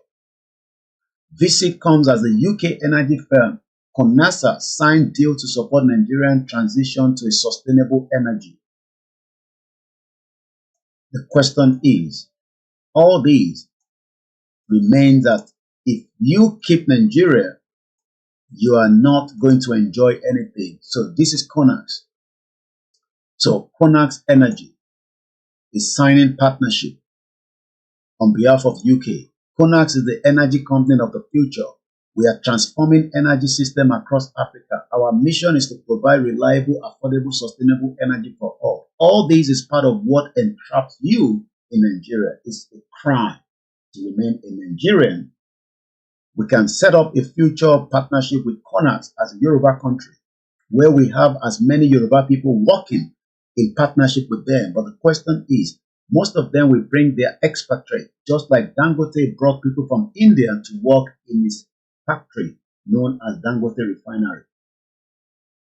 Many of you Nigerians are well educated, but you're not going to be given opportunity to work as those kind of jobs in the Dangote Refinery. So when you see all these, I told you it is not about anything but the future of taking our own energy. They want to become very powerful because they're running after Russia. Nigeria and Africa is where the war is currently going on between the West and Russia. If you don't allow us to exit Nigeria, we will all be trapped. You can see what the reason why they're traveling is to set up a deal to support the transition to sustainable energy, the same energy that has not given you electricity for the last 63 years. Many of you are living in denial. The UK, with today, which was Tuesday, 13th of February, signed a partnership with Nigeria to boost the trade and investment and unlock new opportunities for the UK and the Nigerian businesses. What businesses in a country where the GDP is no longer in favor and the current inflation is about almost 30%? Again, it goes further. The Enhancing Trade and Investment Partnership, ETIP, is the first the UK has signed with an African country and is designed to grow the UK and Nigerian already striving trading relationship, which is totally about 7 billion in a year. The partnership will create opportunities across the breadth of sectors crucial to both economies. These are all trapped. But as I said, Kemi Badenoch is the one to be used for this purpose. But when Nigerians see her, they see her as a Nigerian. I don't see her as a Nigerian. I see her as a puppet working for the British. Which is just another agenda to keep your mind away from the real deal. Until we wake up our mind, we can have a new negotiation as Yoruba country with Britain. There's nothing wrong in that. But you will never see the daylight of any of what she's talking about as a Nigerian. Let's leave that and come back again out of that quickly. Remember, Yugoslavia splitted. The world did not come to an end. Nigeria was split and the world will not come to an end. The former Yugoslavia goes like this. Slovenia is now a country of their own. Macedonia is a country of their own. Central Serbia, Kosovo, Montenegro, Croatia, Bosnia, and Herzegovina. Why do you think that we can keep Nigeria when we can have many countries coming out and we can all work independently as an autonomous country and then we can have a better opportunity in the future ahead? If you don't allow us to push this away now, should Bola Tinubu leave power, the North will go very hard on every single Yorubas that come out again and ask for self-determination. Bola Tinubu will probably have maximum 8 years. We have been taken backwards 50 years according to Fayoshe, the former governor of Ekiti State. I divided 8 years by 42. That means another 5 cycles of election. The question is, when are we likely to come back to become a president in that 5 cycles? Could it be the 3rd or the 4th or the 5th? Because it is not likely that the North will give back power as soon as they get the power, at least for 16 years. Britain does not want Nigeria to break, so they are pushing every agenda, and that is why Peter Obi is one of those agendas. Peter Obi is just another criminal used by the West to deceive the average Nigerians thinking that there's still a future in Nigeria. You can never have a future when your election was rigged, according to Harold Smith, when your constitution was written by Oliver Layton. And I've given you a background to Oliver Layton history. Now, let's look at what he wrote out in 1953 up to 1954. And it goes like this. It is known as the Latin Constitution. Now, anytime you hear Latin, just picture it as a white man. Simple. The moment you hear Latin, picture it as Oyinbo to call Constitution for you. Even though, as at the time, we have scholars, we have people that would have drafted that same Constitution on our behalf in 1953. But rather, the Constitution was drafted by Oyinbo man. Just like we don't know whether the Oyinbo people drafted the fraudulent 1999 Constitution that many of you are now thinking was used by Bola Tinubu to save the Yoruba people or Nigeria as a whole. Stop living in denial. It is time that we wake up from our slumber and go straight into the noble path, as Baba Akintoye said, to his noble goal. The Latin Constitution of 1954. This constitution is remembered as one of the constitutions that was not named after a Governor General of Nigeria. Oliver Layton was the Secretary of State for the colonies. I already explained the meaning of Secretary of State. So if I come back here, you remember that we talked about it. The Secretary of State, somewhere around there, I talked about it, not the British Empire. Yes. So when we talk about Secretary of State, it's a very powerful position that was set up as a cabinet of the United Kingdom minister in charge of managing the British Empire. Nigeria was one of the British Empire. Just as I said, America was one of those as well until America fought the British. It was a war. It was not just a deliberation of conversation like this. They were using guns and bullets to take out whatever needs to be taken out so that they can become an independent country. I showed you that already. All these are countries that Britain colonized. So when you hear the word colony, you can see America is just your left-hand side, 1776. America fought for that freedom. And I have something that was given to me by my uncle. And you can see the soldiers that fought for America. So when some of you are proud American citizens today, but yet you don't want us to be proud Yoruba citizens, it shows how selfish individuals some of you are. You live in America, but America fought for the same right, just as I am fighting with the leadership of Professor Banji Akintoye and the rest of us. Many of you that lives in America and continue to praise people like Bola Tinubu and the APC or the previous government of PDP, which all are the same. It shows how your myopic thinking is that you want to keep Nigeria, but yet you want to save your American passport. But the same American passport never came easy. The American in 1776 fought Britain to secure their freedom. We will do the same thing. It doesn't matter how it's going to happen, but we hope that many of you will join with whatever resources that you have so that we can pull out of Nigeria before it is too late. We must not sit back and allow Tinubu to continue until we pull out. We pull out while it's there. It can be done. Something will lead to something. It doesn't matter how. But what many of you are doing is you're sitting back with your resources and expecting something to trigger before you come out. But one thing is, it is just getting closer, it will happen. How? I don't know, but I know that the more we educate many of you on the benefit of what we will gain should we stand as our own independent country. And those benefits are there. It is just that many of you don't want us to tell you those benefits. Or maybe some of you know the benefit, but you refuse to allow it to sink into your medulla oblongata. Those benefits are so many. And I can share some with us. Let's take a look at this. Benefit of a Yoruba nation. The first thing we should be talking about when we talk about the benefit of Yoruba nation is not because of Fulani. It's because we want to get back our true Yoruba identity. In UK, that I've lived for 24 years, if my name gets changed, I must tell the UK government so that they can amend it.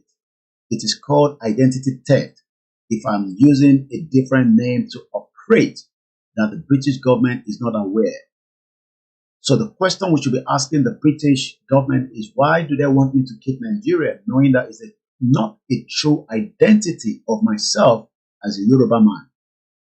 But Britain will tell you that that is not the issue. Let us just remain one and manage ourselves.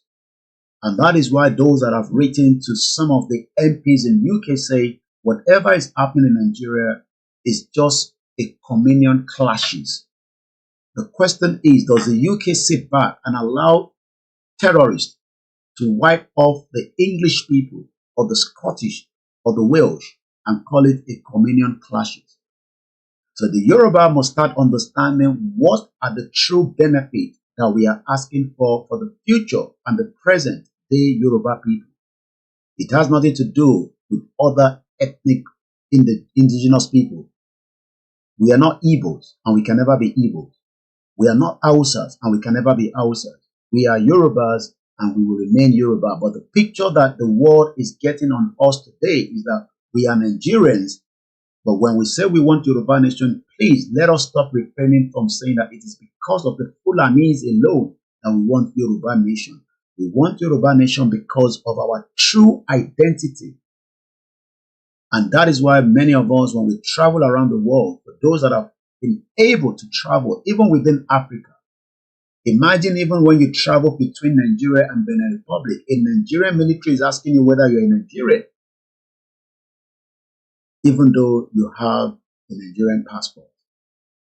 So the number one reason why we want to leave Nigeria is because of our identity.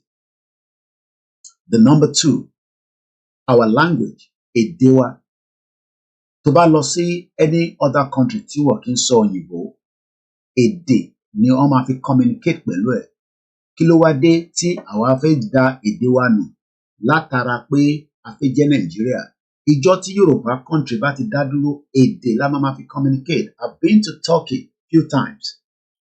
They speak English from their custom, but the moment you get into the country, the city, it is all Turkish. Maybe some of them will speak a little bit of English, or you might need a translator to work with you. Èdè wọn ló fi communicate. I've been to United Arab Emirates, Dubai. They speak English, but they have their own language called the Arabic language. We are not an Islamic nation. We are a Yoruba people. Tí ó gbọ́dọ̀ sọ èdè ẹ̀. But the reason why we are not speaking Yoruba lẹ́nu ni pé the British knew that if we secure our language, which would be the pride for us in the future, so they merge Nigeria together and force everybody to speak one language which favors them but doesn't favor me and you. So our language, reviving the Yoruba language, will help to restore our culture and heritage. The language as secret code of communication in our everyday life. Tí bá sọ Yorùbá nísìn, gbogbo ẹni tó bá gbọ́ Yorùbá, they will get frustrated. Wọ́n ní gbọ́ nǹkan tí mo sọ mọ́. Tí bá ti bẹ̀rẹ̀ sí sọ Yorùbá nísìn, àwọn ọmọ Ìgbò tó wà lórí ètò báyìí, àfi tó bá gbọ́ Yorùbá nìkan ló máa gbọ́ tí mo sọ. Bẹ́ẹ̀ àwọn ẹ̀yà tó kù ní gbogbo àgbáyé ò ní gbọ́ nǹkan kan. It's a code. And that is why when we are on the bus with our children, if you don't want anybody to listen to what you're saying, you start speaking your language. We see that with the Ghanaians, the Sierra Leones, and we see that with the Somalians. The Somalian doesn't even speak English. They speak their local language. The same thing goes with the Turkish. I'm talking about here in UK. Go on the public transport. You will see multiple different languages being spoken, and you cannot understand what they are saying. That goes even under the train or the tram. The moment those are speaking those languages, they don't want you to know what they are communicating. Somebody speaking Spanish doesn't want you to understand what they are saying. Somebody speaking French doesn't want you to understand. Only if you are trained to understand that language. So kí ló wá dé tá à ń sọ pé a fẹ́ gba Yorùbá nation tẹ́ ń sọ fún wa pé kò kì í ṣe ẹ̀tọ́ wa. Ẹ̀tọ́ wa ni nítorí pé the Yoruba language is our own secret code of communication. But today we've lost it. Even in Yoruba land, people are now speaking English, just as we are told that speaking English is vernacular. This is what we are working towards. This is the reason why we need to protect our heritage from the contraction of what is known as Nigeria. But the more Tabawa in Nigeria, you go to your bank, they're speaking in English. Go to Turkey, when you go into their bank, they don't speak English because it is not their mode of communication. You go to their post office, they don't speak English. Though they might have one or two people that speak English, and then they might bring them out to say, please help us to communicate. I've been to their post office before in Turkey. When I wanted to post something, I realized that they don't speak English. So it was very difficult for me to communicate with them. I had to use a translator. And they are not interested because that is not their mode of communication. But listen, you go to every part of Parastata in Yoruba land, everybody is speaking in English. The question is, why should we be speaking in English? It is what the British created. If they talk about lower one, and even though they'll tell you go and speak Queen English, I have lived here for 24 years. I would prefer to speak my own language in my own Yoruba country. But an average Yoruba man, listen, wọ́n sọ pé òun ò tẹ̀ fẹ́ gbọ́ Yoruba mọ́, ó fẹ́ gbọ́ English. And the same English doesn't give you a visa to UK, which is our colonial master. Number 3, our passport. I have traveled with the Nigerian passport and I've witnessed racism using that same shit old passport. I still have my passport. And I know what we face even to get that passport renewed in UK. At least I've renewed mine a few times in UK. And I believe another renewal is coming very soon. What about you? How difficult has it been to get a Nigerian passport? But when we talk about passport, passport is another form of identity. When I travel with a Nigerian passport, I am not identified as a Yoruba man, neither are you identified as an Igbo or Hausa. You are automatically plugged into a country called Nigeria that was created by Britain in 1914, fraudulent amalgamation by Lugard.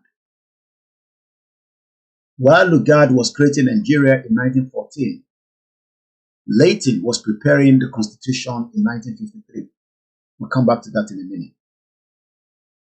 Our currency. Our currency will be our own mode of payment around the world. Printing of our own currency, which will come with more value. Today, we have the ruba, which is as equivalent to our currency. Many have even questioned such. And the question I'm asking is, what has been the value of the Naira today?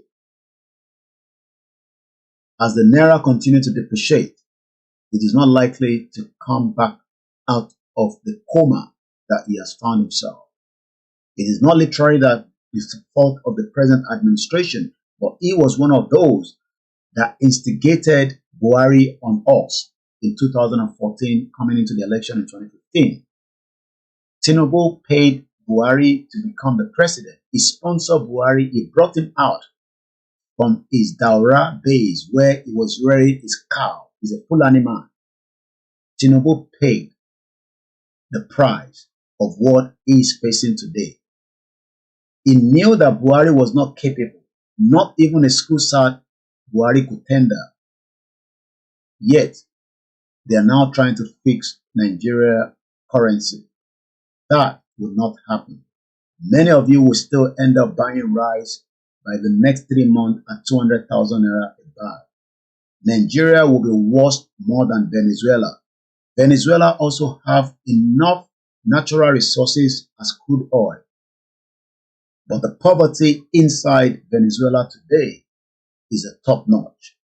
So many of you, you better start small farming around your house.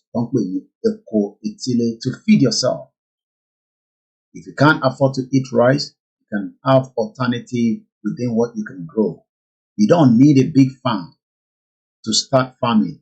Let us go back into that small scale farming within our territory. There will be much poverty. There's nothing we can do to that because there is a global recession. This is what the globalists want. The globalist does not want you to survive. Neither does it want me to survive. We will have to fight it together if we are going to survive. And if you don't allow us to fight it together, some of us might just survive by inch. You will not survive because you are calling God. God has nothing to do with this. On the spiritual realm, Nigeria is dead. The physical must be ready to take over from the spiritual side. Number 5, our resources. We talked about resources all the time. I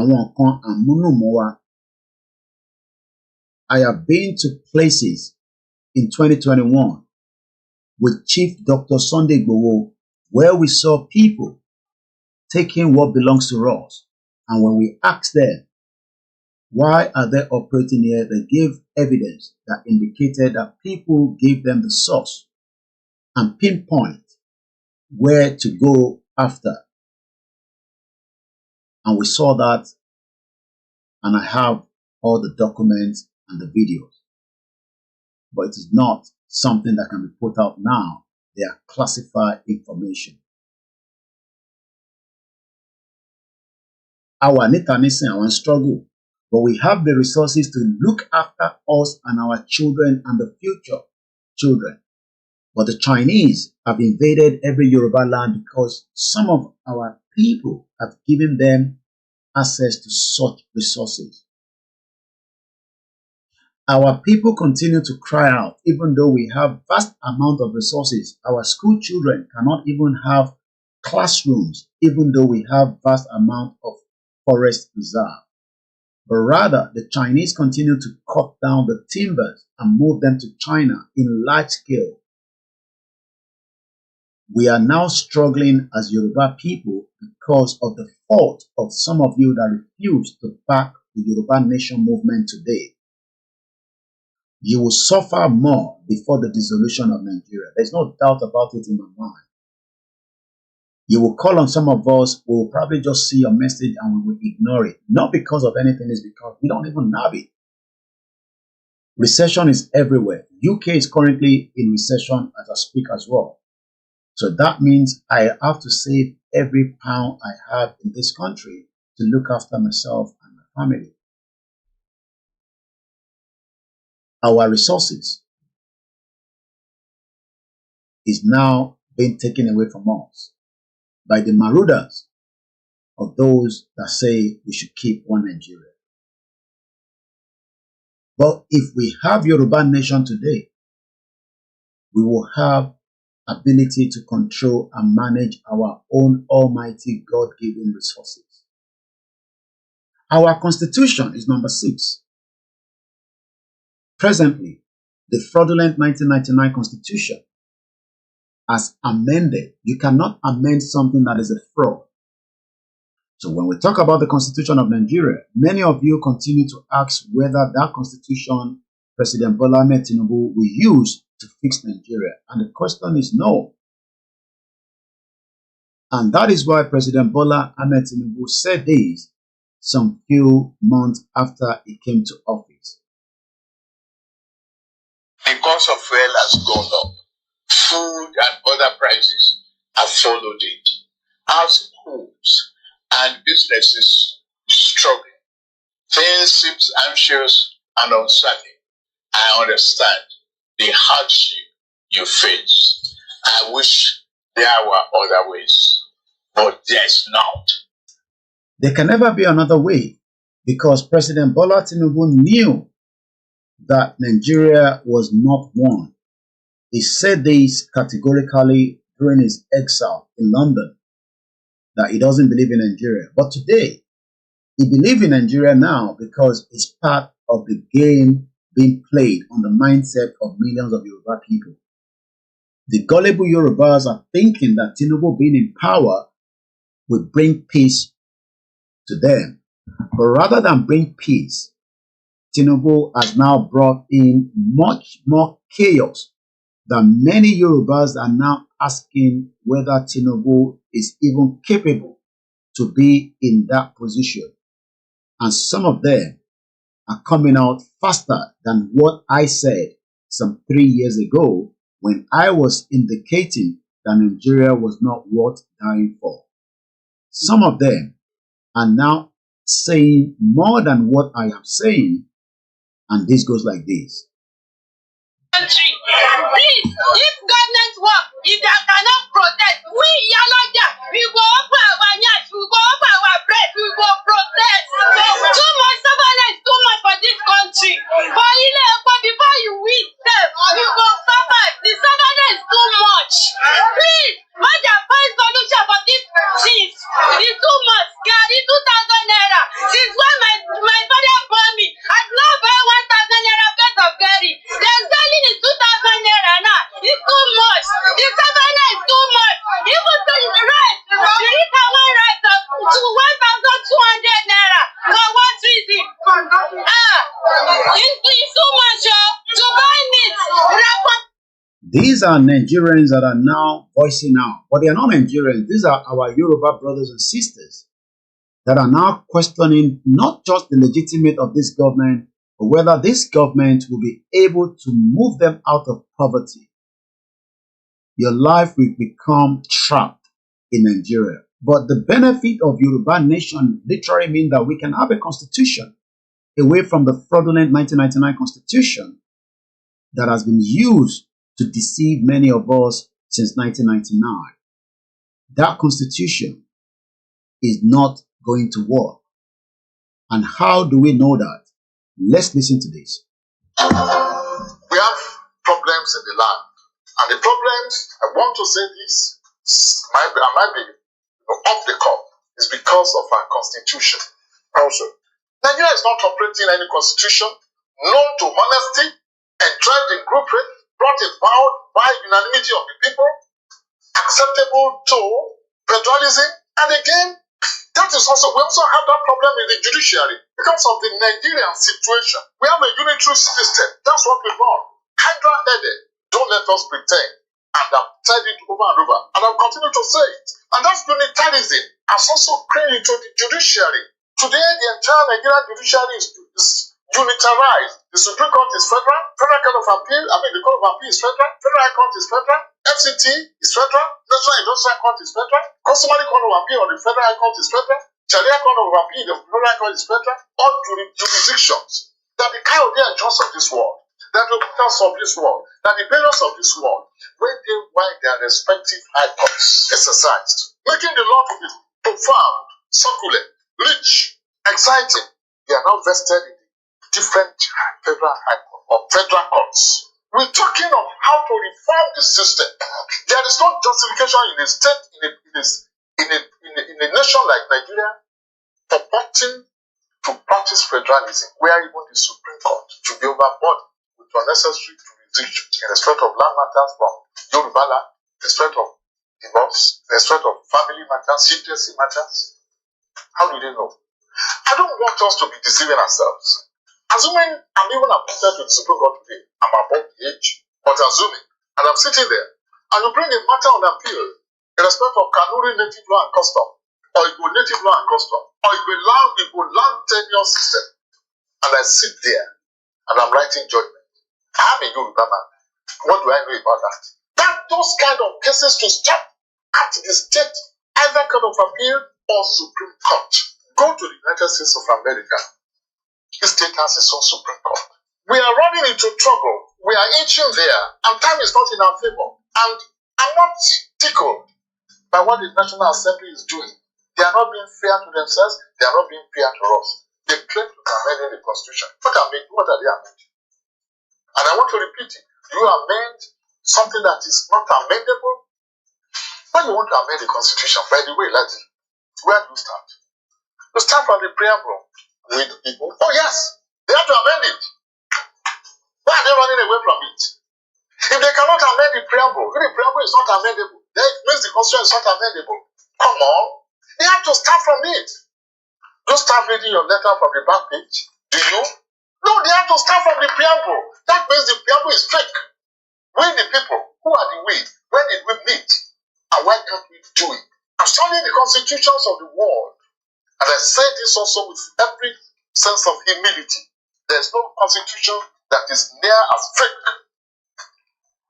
near as deceitful, near as make-believe in nature and in content as the constitution, as the what we call the Constitution of the Federal Republic of Nigeria 1999 as amended. Now, if we have our own Yoruba independent country, we will have our constitution in Yoruba language. Yoruba constitution will define the system of governance. As I speak to you today, we don't have governance across the 191 local government in Yoruba land. What you have is just caricature. You cannot go into any local government and see whether it functions. It doesn't have the full autonomy. The 1999 Constitution is one of the biggest fraud in the history of Nigeria, just as the 1914 fraudulent amalgamation. Ìbéèrè tí àwọn ọmọ Yorùbá tí mo béèrè ni pé ṣé ẹ fẹ́ ká ní benefit tiwa látara pé tá bá dá dúró gẹ́gẹ́ bí orílẹ̀-èdè? You will not gain any benefit from Nigeria. You probably enjoy one or two things, but the full right of a citizen, you are not enjoying it. Because you can just look around your surroundings, across wherever you are, including those outside Nigeria, and ask yourself, what are the benefits tí mò ń gain látara ìlú tí mo jẹ́ citizen ẹ̀? I have not enjoyed anything because I have left Nigeria because my mom saw that the future of being in Nigeria was going to entrap her in poverty. So she left Nigeria in the 90s. I left the same way she left. If I have the means, I still want to get as many of my family out. But is that the solution to the crisis? Tabani Yoruba country tiwa, a Yoruba independent country tiwa, we will set up where an independent constitution will also be given respect to all the citizens. Ask yourself, ǹjẹ́ Nigerian constitution respected? You can write it out in the comment section. We will also have a Yoruba Prime Minister, just as I have Rishi Sunak operating from the United Kingdom as my Prime Minister. We will have a judicial system, just like our senior learned man was saying there, that can look into as many of our disputed problems within the Yoruba territory. Whether it is the Igbos that are trying to take part of our land, we will talk to them through our own constitution that they might abide with. Whether it is somebody from the European country that wants to control the Apapa port, because most of you don't even know that Apapa port is not controlled by Nigeria. Apapa port is controlled by the West, even though it is lying in the southwest part of Nigeria. We will be able to control the influx of Fulanis into our territory. The one that wants to live with us, we will make sure that they are well documented. Not just documented, well fingerprinted and monitored with a security system, and the ones that are going to be threat to us, we will take them out of the country back to wherever they come from. Just like Britain will not allow terrorists to live here, or they will be locked up in the highest prison. I don't think America would love terrorists to roam around with AK-49 and kill innocent Americans. But what we say in Nigeria is that you cannot travel within the network of Yoruba land because there's no government to look after you. Security system. Many of you that are crying out again on Chief Sunday Igboho. Chief Sunday Igboho would not have come out if our governors are protecting us. But rather than our governors to protect us, they are part of the game. They are part of those that decided to use us for their own benefits. And yet, many cannot speak out. It is not today that our people have been attacked in Yoruba land due to the insecurity. Maybe we should listen to this, and I hope the video is still in my archive. Okay, no. All right. Let's go back and see if I can find something to link this insecurity that has invaded every part of Yoruba land today. Many of you continue to be killed because of the negligence of the government to protect us from the insecurity across Yoruba land. Okay, I think I have the one that might touch us this morning that we've used, and I think I have that in my archive already. So let's use that one. So, once again, a very good morning. We are still discussing the benefit. I'm going to go back quickly because this program is coming to an end in just under 25 minutes or less. And I still want to talk about the Latin Constitution. But I want us to remind us that the reason why the insecurity will continue is because we don't have governors that are loyal to protect us. And that is the reason why Oloyegbowo stood firm that we would defend ourselves. But we should stop calling our kings or abusing them. Oloye sent that message during his mother's burial. Maybe we should remind you what Oloye said just some few days ago. Gbogbo ẹ̀yin ọmọ ọ̀dọ́ tá a jọ káàkiri ọ̀dọ́jọ́ ni wá ẹ má jẹ́ kí a fi àyè gba Fúlàní lórí ilẹ̀ àwọn bàbá wa ẹ má jẹ́ ká bú ọba mọ́ ẹ má jẹ́ ká bú jòyè mọ́ nígbà tá a la fẹ́ jà fún àwọn ọ̀rẹ́ wa táwa ń kọ́kọ́ ń bú ọba tá à ń bú jòyè èmi náà ṣe bẹ́ẹ̀ rí bó mo pera mi padà ẹ má jẹ́ ká bú àgbààgbà kankan mọ́ ẹ má bolóṣèlú kankan àwọn ẹ̀rù kálukú ń bẹ̀rù wọn ò lè sọ̀rọ̀ ọba ò lè sọ ìjòyè lè sọ ẹ jẹ́ ká ronú ẹ má jẹ́ ká bá àwọn bàbá àjà mọ́ ẹ má jẹ́ á bú wọn mọ́ ẹ má jẹ́ á ṣe wọ́n ra wọn ara pẹ̀lú wọn àwọn àgbà tó bá jó lóṣèlú tá a bá fẹ́ kọ́ wọn rìn wá lọ́wọ́ á gbé wọn mọ́ra á gbé wọn mọ́ra ni à ní bú wọn mọ́ ẹ má jẹ́ á ṣèjẹ̀gbọ́n ẹ má jẹ́ á dàlúrú a lè gba ẹ̀tọ́ wa láì ṣèjẹ̀gbọ́n a lè gba ẹ̀tọ́ wa láì yìnbọn a lè gba ẹ̀tọ́ wa láì dàlúrú gbogbo protest mo ṣe ní ìlú Nàìjíríà mi ò rí ibi tí mo ti ẹnìkan lè sọ pé mo pààyàn tàbí mo jó nǹkan náà tàbí mo bà nǹkan jẹ́ mo lọ písù torí pé olówó lèmi náà tí ò bá sólówó lára ń dì mọ́ gbogbo nǹkan tọ́lọ́run fún yàn lọ́lọ́run fún mi mi ṣe tálákà tó dé pé mo dìde fún jà Yorùbá big man ni mí àwọn tó jẹ́ ọ̀rẹ́ mi tó súnmọ́ mi tó ní owó ní kí ni mo wá lọ bẹ̀ pé sọ́wọ́ lè mi mò ń fẹ́ ni kí n sọ yìí tí mo fẹ́ mo ní ìsọ̀rọ̀ owó àní ọ̀rọ̀ ìran mi ni mò ń sọ kí n wọ gbowó kí n gbéra kí n pé mò ń lọ ọ̀dọ̀ ọba gbowó mò ń lọ ọ̀dọ̀ oníbodè òfin gbowó kí n kójó wọlé kọ́kàn mi balẹ̀ kí n dá wa mọ́tò kí n mọ́ rìn bọ̀ kí Fúlàní mọ́ dá mi dúró títì kí n délé kí bàbá sọ pé kí n gbé tírélà sùn kí n mọ́ gbé lọ àwọn bàbá wo lè lóko mọ́ wọn ò lè lóńdò ẹ jẹ́ ká fọwọ́sowọ́pọ̀ ká ti àwọn bàbá wa lẹ́yìn ká dá security ti wá lẹ̀ ká sọ fún wọn kí wọ́n bá wa fọwọ́ tì í ká lé wọn kó nu oko wa ẹ ṣé mo dúpẹ́ Jésù Olúwa wa. ọwọ́ mi ni ó ọwọ́ mi ni ó ẹ wò ó ilé fi mú nǹkan kan mọ́. Before we play the next video, some of you probably have forgotten some of our fathers that have been attacked because of the insecurity on the land. The next video, only did I just find out that one of our brothers that I've been speaking to, that is also one of their fathers. Many of these continue to happen, but because the insecurity, when we have a Yoruba country of our own, we will have a security system. A security system would be well controlled.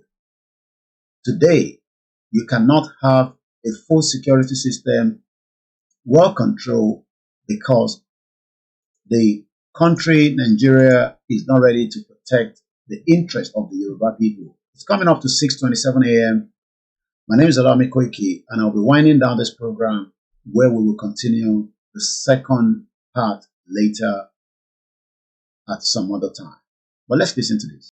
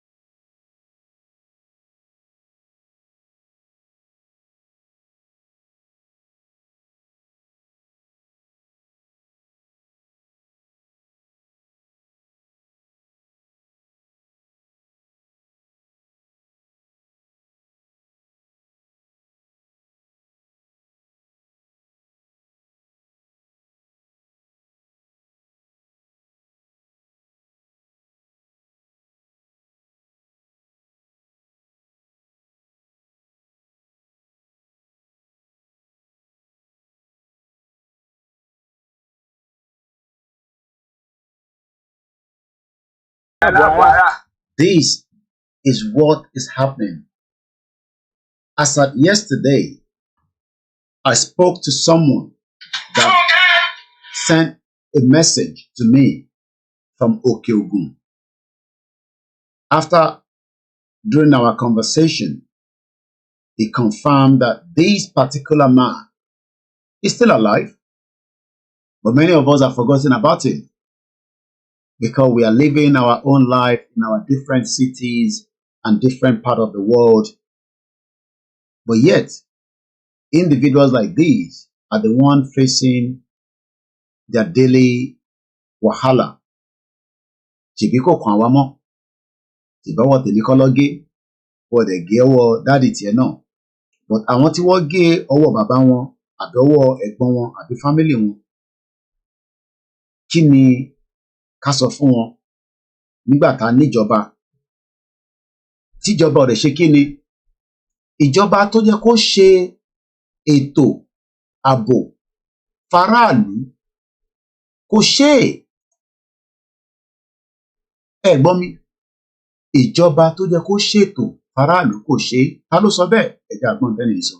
Orúkọ mi ni Sunday Adéyẹmọ tí gbogbo yẹn mọ̀ sí Sunday Ìgbòho. Sàmọ̀gbọ́tẹ̀ bá jọ ọmọ Ìbàdàn tó bá ń gbé kó wọ́n máa pè ní bàbá Ìbàdàn wọ́n lè máa pè ẹlẹ́ni àpè ní Ìbàdàn.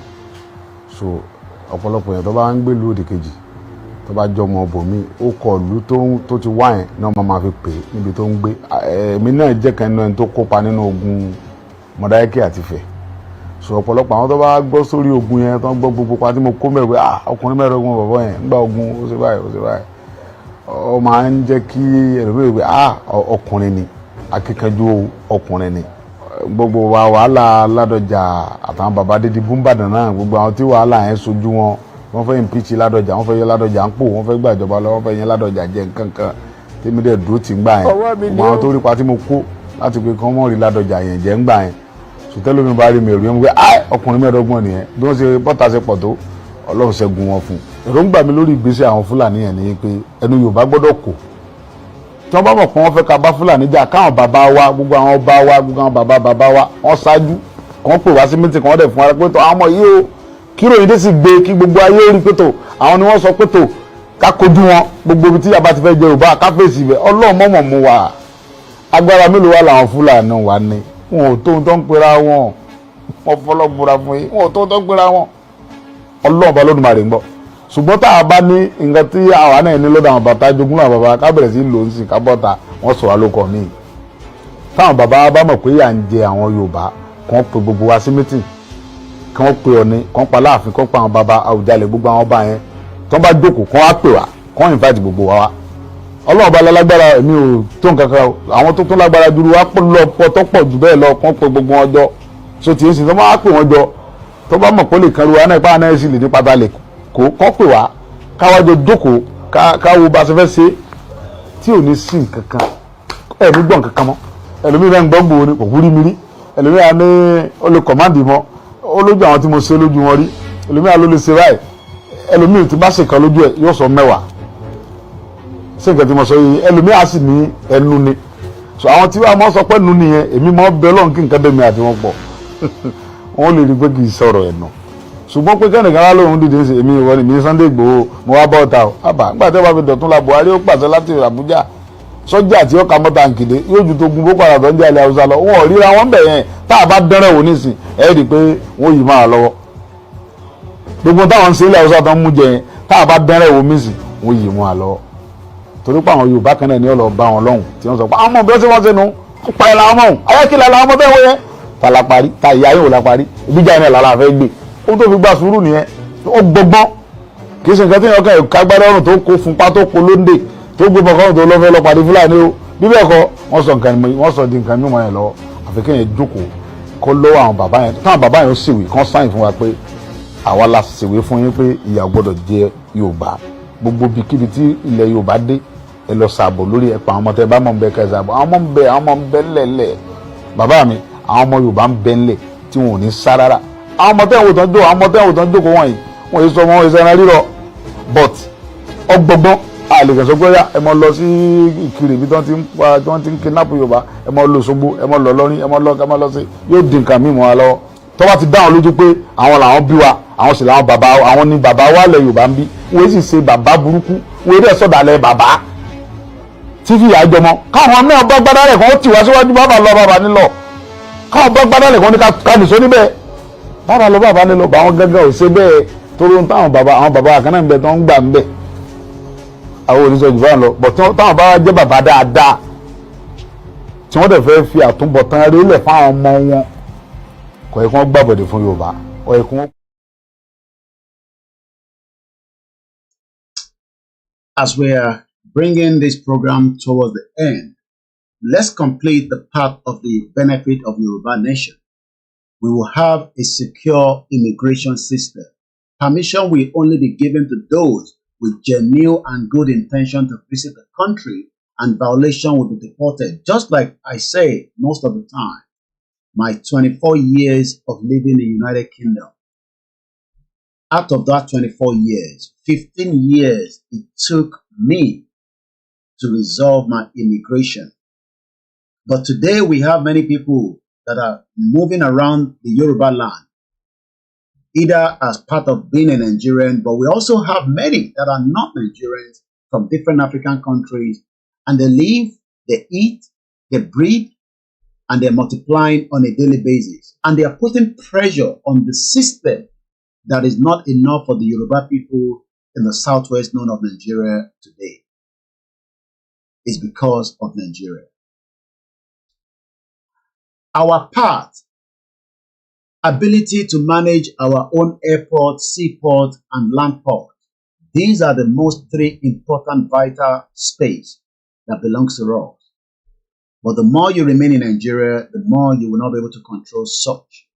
Medical care, there will be free and effective one, just as I enjoy it with my family in the United Kingdom through what we call the NHS, the National Health Service. Education. During Buhari, we saw 9 months of children across Nigeria sitting at home because the government could not work education with those that are meant to be giving lectures to our students. Restoration of Chief Awolowo's Western Regional Industrial Project. Today, all part of Yoruba land is completely almost dead, if not dead. No vital industry, maybe one or two in Ogun State axis.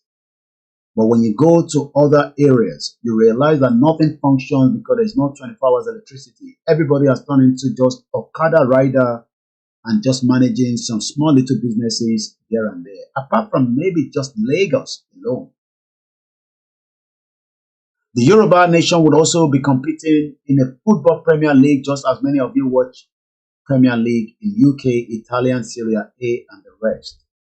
There's a lot of work to be done, but that is subject to whether people are ready for us to get the Yoruba country or not. I'm going to go back again swiftly because of my time constraint this morning to the final part, the latent constitution. I've given us the background of where it is. If you're just joining us, you have to go back and listen to that part. The latent constitution of 1954, like I said earlier, this is a constitution is remembered as one of the constitutions that was not named after a governor general of Nigeria. Oliver Layton was the Secretary of State for the colonies. He encouraged the drafting of a new constitution. The role he played earned him the reward of naming the constitution after his name. Layton spearheaded the drafting of a new constitution for Nigeria in 1953. Constitutional conferences were held in London in 1953 and the Lagos Conference of 1954 to harmonize the views of Nigerian political elite and the colonial administrators and the proposer of fiscal commission headed by Sir Lewis Chick. The London Conference of 1953. The London Conference of 1953 was the idea of Oliver Layton, who in an address to the British House of Commons in 1953 suggested a new constitution to tackle among many issues. Those issues are still existing, and the most paramount one is to dissolve Nigeria for a better future of indigenous people. The relationship between the regional and the central government, independent of the country, and the deficiencies inherent in the Macpherson Constitution. 19 delegates comprises of 6 from each existing 3 regions and 1 from Cameroon attended the conference. Recommendation of the 1953 conference. The conference between July and August 1953 came up with the following decision. Number 1, Nigeria became a federation. Number 2, the public service to be recognized. Number 3, internal self-government to be given to the regions that want it. Number 4, Lagos to cease being part of Western Territory and become a federal capital territory. Number 5, Governor of Nigeria to become a Governor General while Lieutenant Governors become Governor General. Number 6, legislative powers should be shared between the federal, regional, and the federating unit.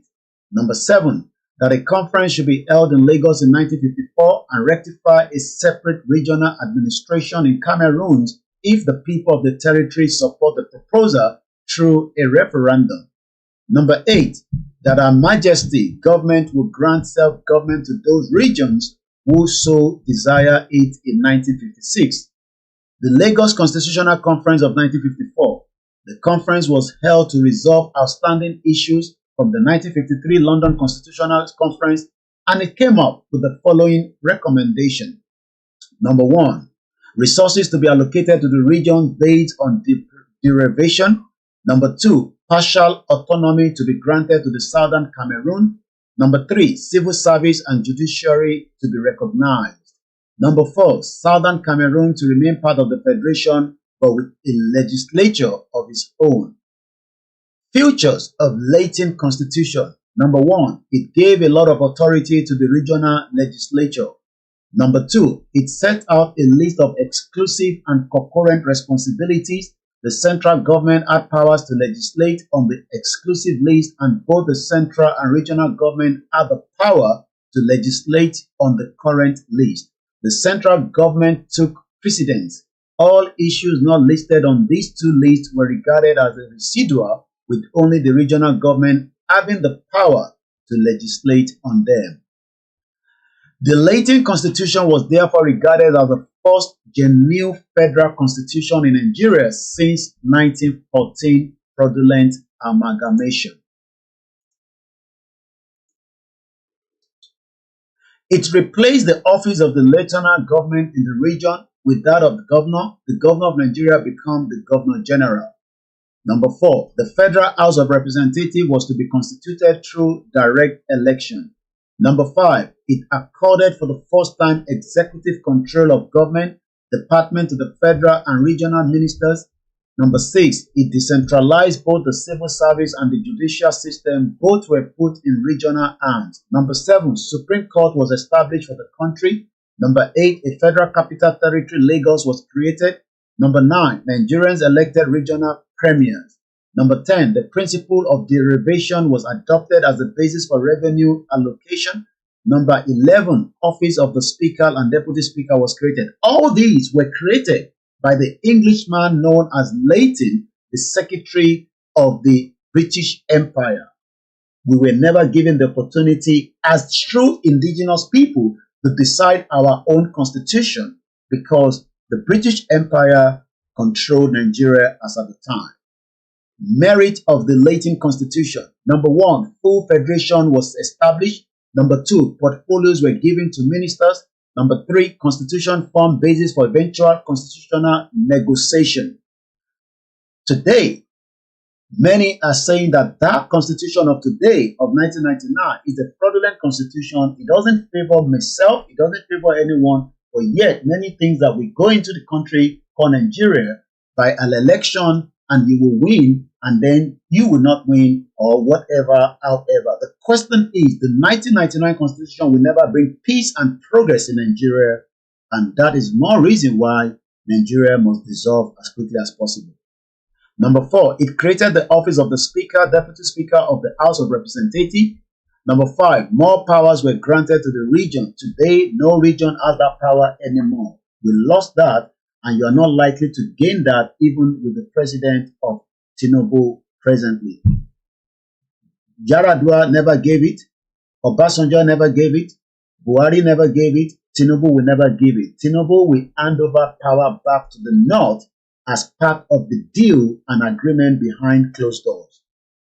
Number 6, the 2 tiers of government were given specific functions. Number 7, educated Nigerians were given opportunity to participate in the country's affairs. Today, many educated Nigerians, PhD, doctors, masters, even some are now becoming the new norms of Japa. Those are left in the 70s, those are left in the 80s, people like us that left in the 90s have not returned back, even with our skills, even if it's part of just living in a country like this. We should have taken that skills back to Nigeria, but we can't do that. Rather, most of those at home are now selling all their assets to leave the country for greener pasture. It was not like that in the past, and nothing is going to change even with this present administration. Nigerians were elected as regional premiers. The merit of the Latin Constitution. Number 1, it exposed the fears of the minorities. The Fulanis are the minorities, but they're taking over almost every part, using their influence in the power of corridor for a very long time, even though we knew that the British created that norm by forcing the northern part of Nigeria on the rest of us by making sure that the North won the election of 1959, which was the first ever rigged election in the country. So some of you that are talking about Bola Tinubu rigging election, maybe you should question the British for rigging the first election that did not favor the South in 1959. We can never be one. Let everybody dissolve and go back just like Yugoslavia dissolved, and many of such countries today are doing very well. You are even better off to live in Slovenia. You are better off to live in Macedonia. You are better off to live in the central Serbia. You are better off to live in Kosovo, Montenegro, Croatia, Bosnia, and Herzegovina. All these countries are far better than Nigeria. Even Ukraine, that is currently at war, have 24 hours electricity. Number two, it still left the Governor General too powerful. They retained control of the Executive Council and other vital sectors of the government. He employed power to veto. Number three, Latin Constitution promote regional sentiment among Nigerians like the Richard Constitution. Number four, no provision of the office of the Prime Minister. Number five, ministers were appointed instead of elected. Number six, no uniform electoral system, adult male suffrage in the north, universal suffrage in the east and the west. No plans for independence were made. I want you to take note of that word.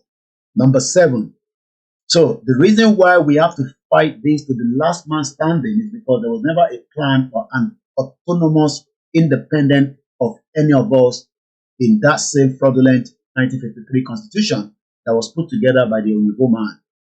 And the last one, but not the least, no second chamber in the federal and the eastern level.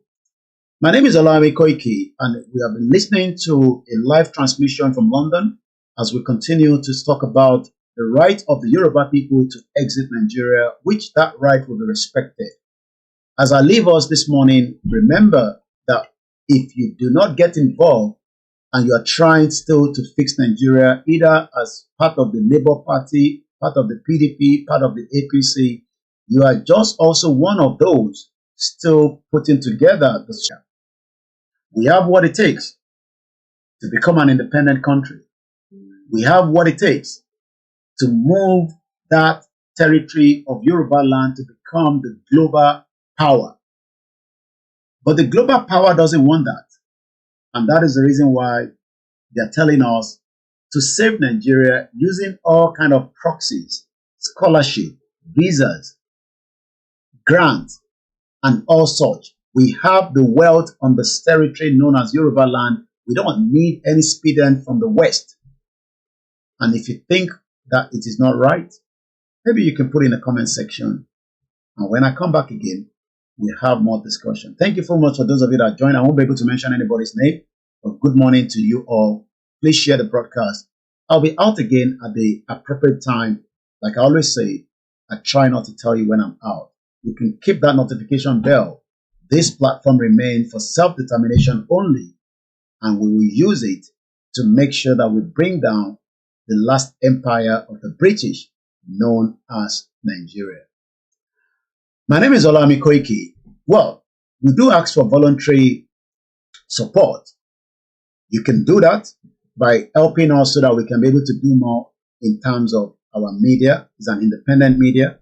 We're not funded by any government around the world. Neither are we funded by any political parties. But we are funded by some of you that prefer the alternative to the ones that you listen to either around the world or in Nigeria. How do you support? The account details can be found on our website, www.koikimedia.com, or you can reach out to me just to make sure that you get the right details.